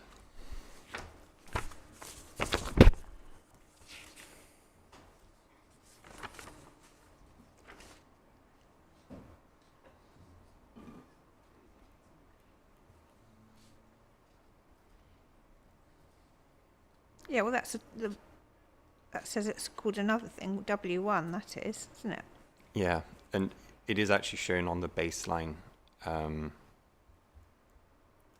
ecological indications, which you have at core document 9.2.38. You can see the delineation if you zoom in between W4, W1, and W5. Yeah, so you can see all three, madam. You can see W5, which is the ancient woodland. You can see W4 and W1. So that probably shouldn't say that then, should it? Can we just give us 30 seconds? Or so sorry, I just want to make sure that all we've right. got that factually.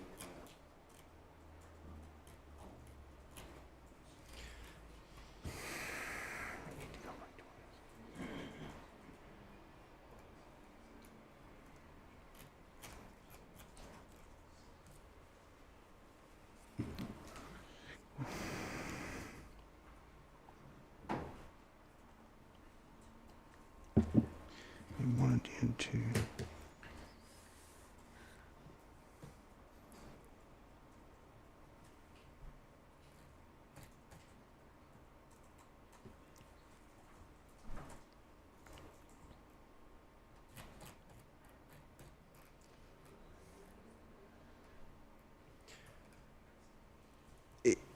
It may be a point we need to clarify, but I'm looking at Plan BNG 2 as the proof refers to there. 6.4.3 in the proof refers to Plan BNG 2.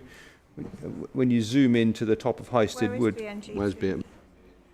that is on page 63 of the EMS 9.2.33. 62, did you say? Sorry. Yeah. 62. Okay. And then if you pick up Highsted Wood, W5, yeah. W5, the black hatching doesn't quite cover all of it. And I'm just wondering if that is the secondary component. Yeah, I mean, this is a question of fact again that needs to, because it's a question of overlaying the plans. But it is, as we understand it, correct that W5 is not completely coterminous with the ancient woodland, so far as the magic map goes. I see. There is a part of W5 towards its northern fringe as it gets to W1, which is both within W5 on the one hand, but not actually recognised in the ancient woodland mapping as ancient woodland, the northwestern tip. And that's that woodland that we... It forms part of it, yeah. It's with it. Yes, it's not all of it, and not all of the new more modern woodland, but it's part. It's the beginning of it. All right. Yes, it's the if you pick up the magic mapping, it omits that northern parts of the woodland. So where's the magic mapping? What CD reference is that? One I got it.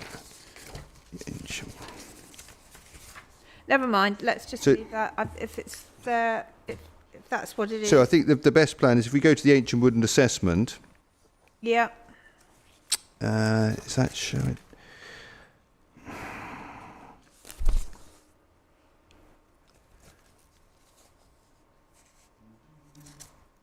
Which is AW1. Yeah. And you can compare that to Plan BNG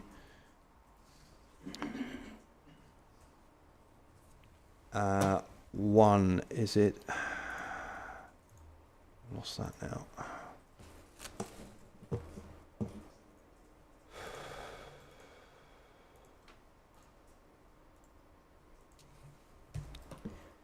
Yeah, so that's So BNG.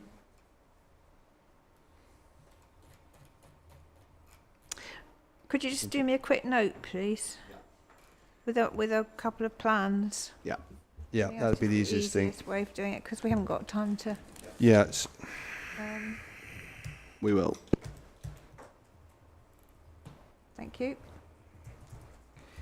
Right, okay. Now, just quickly going on to the HRA then. You probably can't answer this, and it really is for the planners, and maybe Mr. Simons can just tell me. So I imagine I'll have a go. Well, all I want to know is there going to be an Europe claim on this? No.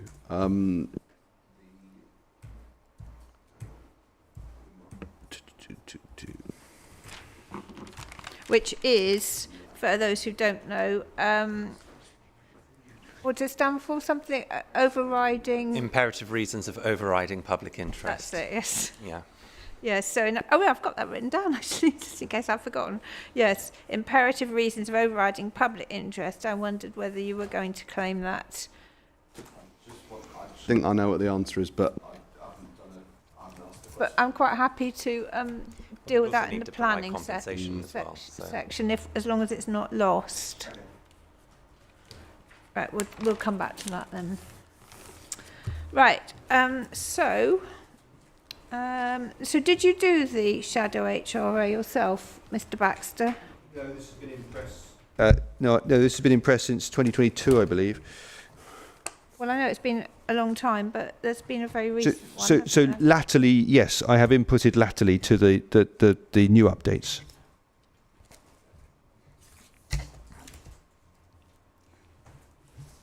Yeah, okay, thank you.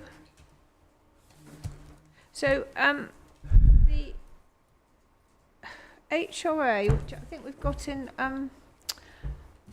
attached, haven't we, to the Statement of Common Ground? Yes. Yeah, with Natural Yes. England. That considers, obviously, the environmental effects or ecological effects and so forth, environmental effects of both sites, north and south, doesn't it? Yes.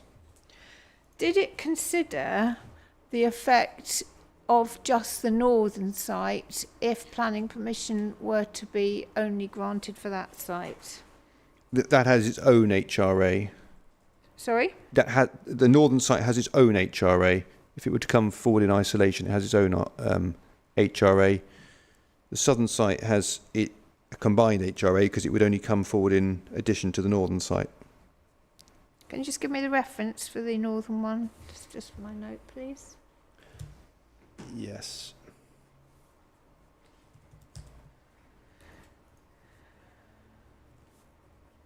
So that's 3.2.10.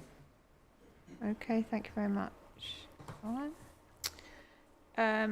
Now, answered all of that.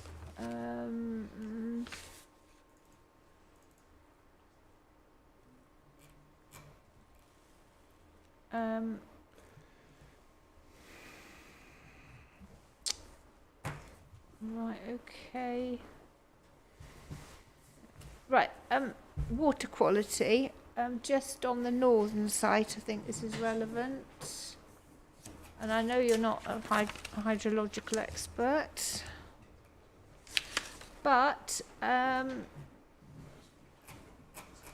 is, I think, again, I might be wrong here again, because I have to say that I've only really gone into detail of the combined yes. HRA. Yeah. And what I'm asking might be in the other one, but in the combined one it says that there are no impact pathways from streams into the protected sites. So it's screened out, but there is an impact pathway, isn't there, from the inverted commas, chalk stream, so we know what we're talking about, because that does eventually get into the Swale SP, well, the Swale estuary anyway, doesn't it?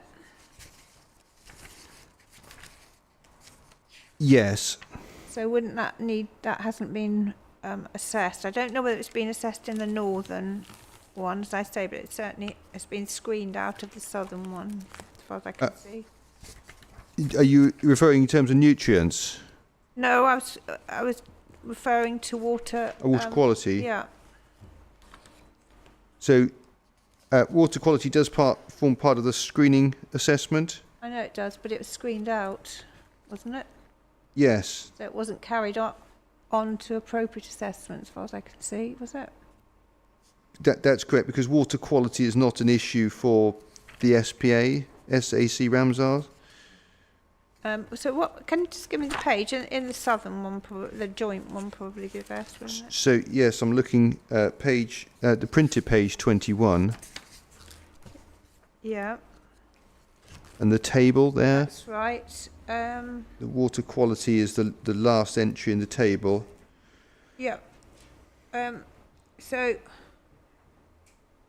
does not identify it as an issue whilst there's it says whilst there's no direct pathway between the site in terms of surface water runoff. Well, there is, isn't there? So should it not have been taken forward for appropriate assessment? I mean, maybe it's not an issue, but it should have been, I would have thought.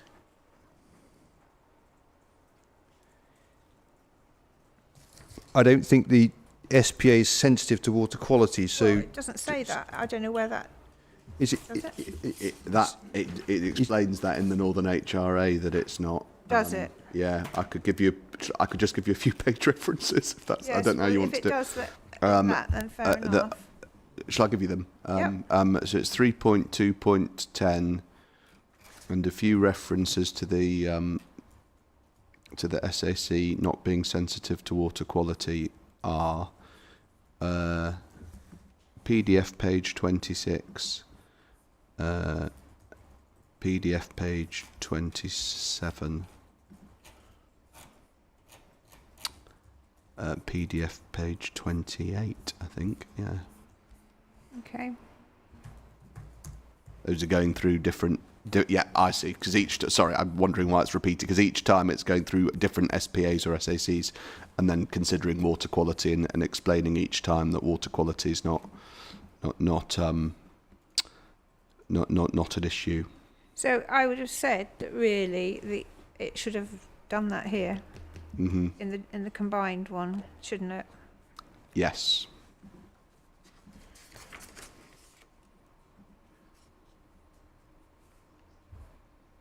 Okay, thanks. I think it does conclude that in the tables, in that at the conclusion of the screening, it does talk about water quality. Can you give me a... So each SPA in Ramsar is assessed in a tabular format. At the end of the table, there's a conclusion box. Yeah. Sorry, yeah. It's the same. These tables are sorry. Yeah, I've just seen the tables in here in the combined one are actually of a very similar format. I'm sure the text is different, obviously, but it's a similar sort of approach. It talks about nutrients, but I'm not sure it talks about water quality. Well, sorry. It does. Sorry, you know yeah. So if you're reading in the conclusions, it concludes whether the water resources. Sorry. It's screened in on out. So, for example, if we just go through them individually, the swale, it talks about in the conclusion box that no likely significant effect is identified in relation to water resources or water quality, alone or in combination. So it concludes on water quality on swale. And there's a box before the conclusions, isn't there, called water quality? That's correct. Sorry, these tables, what I've just given you references to, madam, just so you know, are the sort of equivalent. Exactly the same, are they? It's not exactly the same, but it's the same sort of thing. There's boxes that deal with each SAC or whatever, or Ramsar, and then it says water quality, there's a box, and there's some text, and then there's a conclusion. It's the same sort of thing I was giving you references to.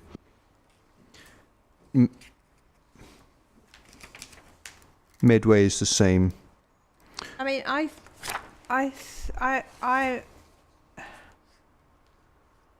we're talking about nutrients specifically. It goes into quite a lot of detail about that.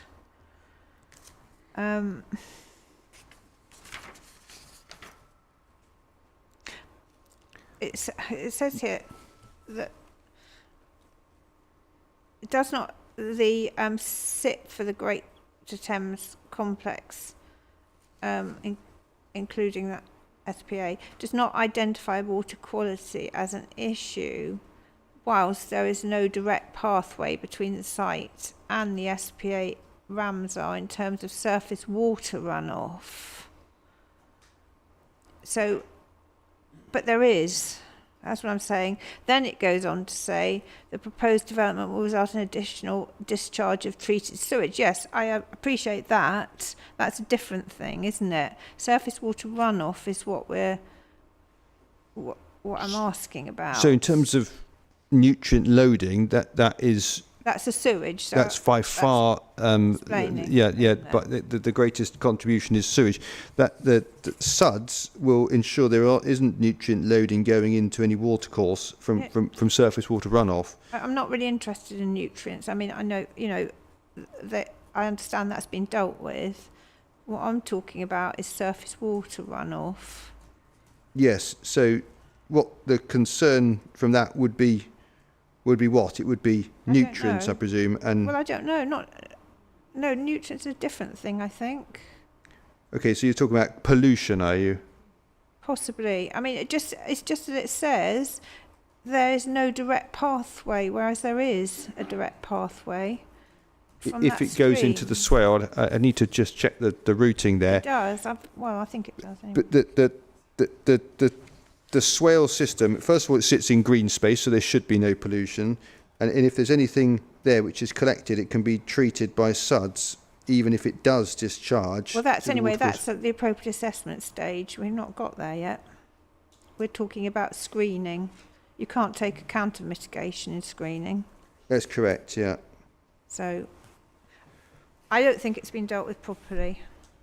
I need to go back to, this is all pre my involvement with Natural England's concerns centred on the Ramsar side of things and air quality. So that's what I dealt with. I would need to just go back and check with the author who did take this earlier screening assessment through. What would I like you to check is that first bit. Don't worry about the nutrients. You've explained that. Foul drainage and all the rest of it.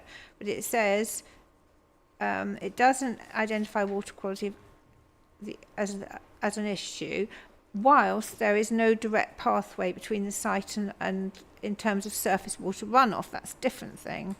But there is, I think. So that's what needs to be checked at screening stage. And what I wasn't sure why it had been screened out and not taken to appropriate assessment if there is a direct pathway. Yeah, I would need to check with the author. Thank you. I think you'll have to take that away because we're running out of time now. Yeah, thank you. Okay, thank you very much. Yeah, in terms of the air quality, again, I don't know whether you can answer this or whether you need to take advice, but there was a fairly detailed assessment about critical loads and levels.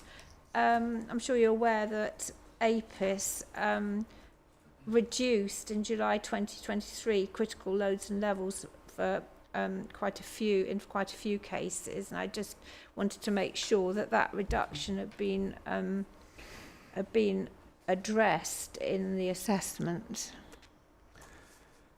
Yes, and Natural England comment particularly on that in I think their penultimate letter, and are satisfied that it has indeed been taken into account.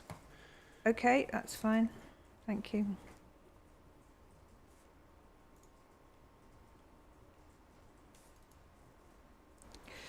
Yeah. Now, the only other thing I was wanting to talk about was the SANG. Well, you said it's not a SANG. It's a sort of, it's similar function, I think you said, didn't you? These yes. areas of land. So it has SANG, equivalent qualities to SANG, but it's not. But why isn't it going to be a SANG? Because Natural England don't, I think, utilise them in that way here. So it's a term they use specifically for certain locations. Well, I know all about that, but in this case, I think they're satisfied that the qualities here are equivalent to SANG, and therefore will carry that function. But because the coastal approach is centred on strategic access and visitor management at the coast, yeah, this is a supplementary part of it. It's inherent mitigation to the scheme, and they're satisfied with it from that perspective. They haven't felt the need to formally badge it as SANG, even though it'll function as such. But I mean, it's very important, isn't it? Because it's going to be the main way that you divert recreational pressure from the European sites, isn't it? Well, it's one of three methods, and it is embedded mitigation in the scheme is how it would be referred to, and that is therefore in place for the life of the scheme. But I mean, it's embedded mitigation, but it's also got to perform certain functions, hasn't it? Like, for example, and I think this is recognised, dog walking facilities and a certain amount of circular walks of a certain length and all that sort of stuff, hasn't it? It does, and it contains that. So, I mean, would you say then that the future management of it will be very important if it's to perform these very important functions that will divert people away from going down and recreating on the coastal areas of the European sites? Yes, so naturally have seen the ecological management strategy which goes to these areas and how they'll be managed. They've looked at the makeup of the areas, the user experience and the circular walks, which will be provided, and so they'll function very well for the on-site residents which are able to walk there, which is, we've looked at plan HRA1 which shows that, but also there'll be parking areas which will they can use, but also they will be able to attract existing residents from, say, Sittingbourne, and that will also have a benefit, and they will be able to use the this green space, alternative green space, instead of perhaps going to the coast. And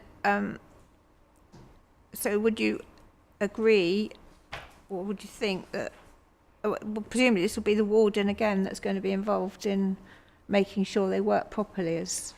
Yes, the visitor access management, the habitat management is all overseen by the warden.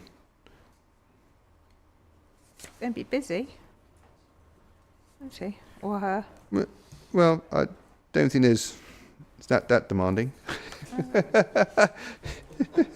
Okay. Well, it depends. But anyway, well, management no doubt is something that we're going to be talking about in the section 106, I would hope. So thank you very much for that. I think that's everything. You'd be pleased to know. Just on... Yes. That's everything. Thank you very much.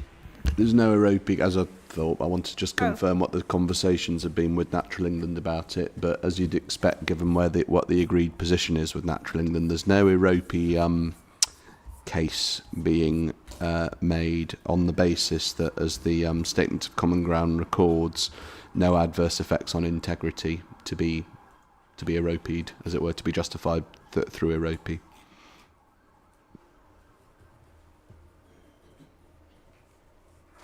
Okay, thank you.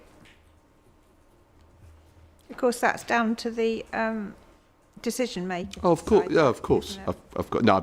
I mean, that's the position that we're in with Natural England. Okay. But yeah, it's all down to you. Well, you and the Secretary of State, obviously. Me, actually.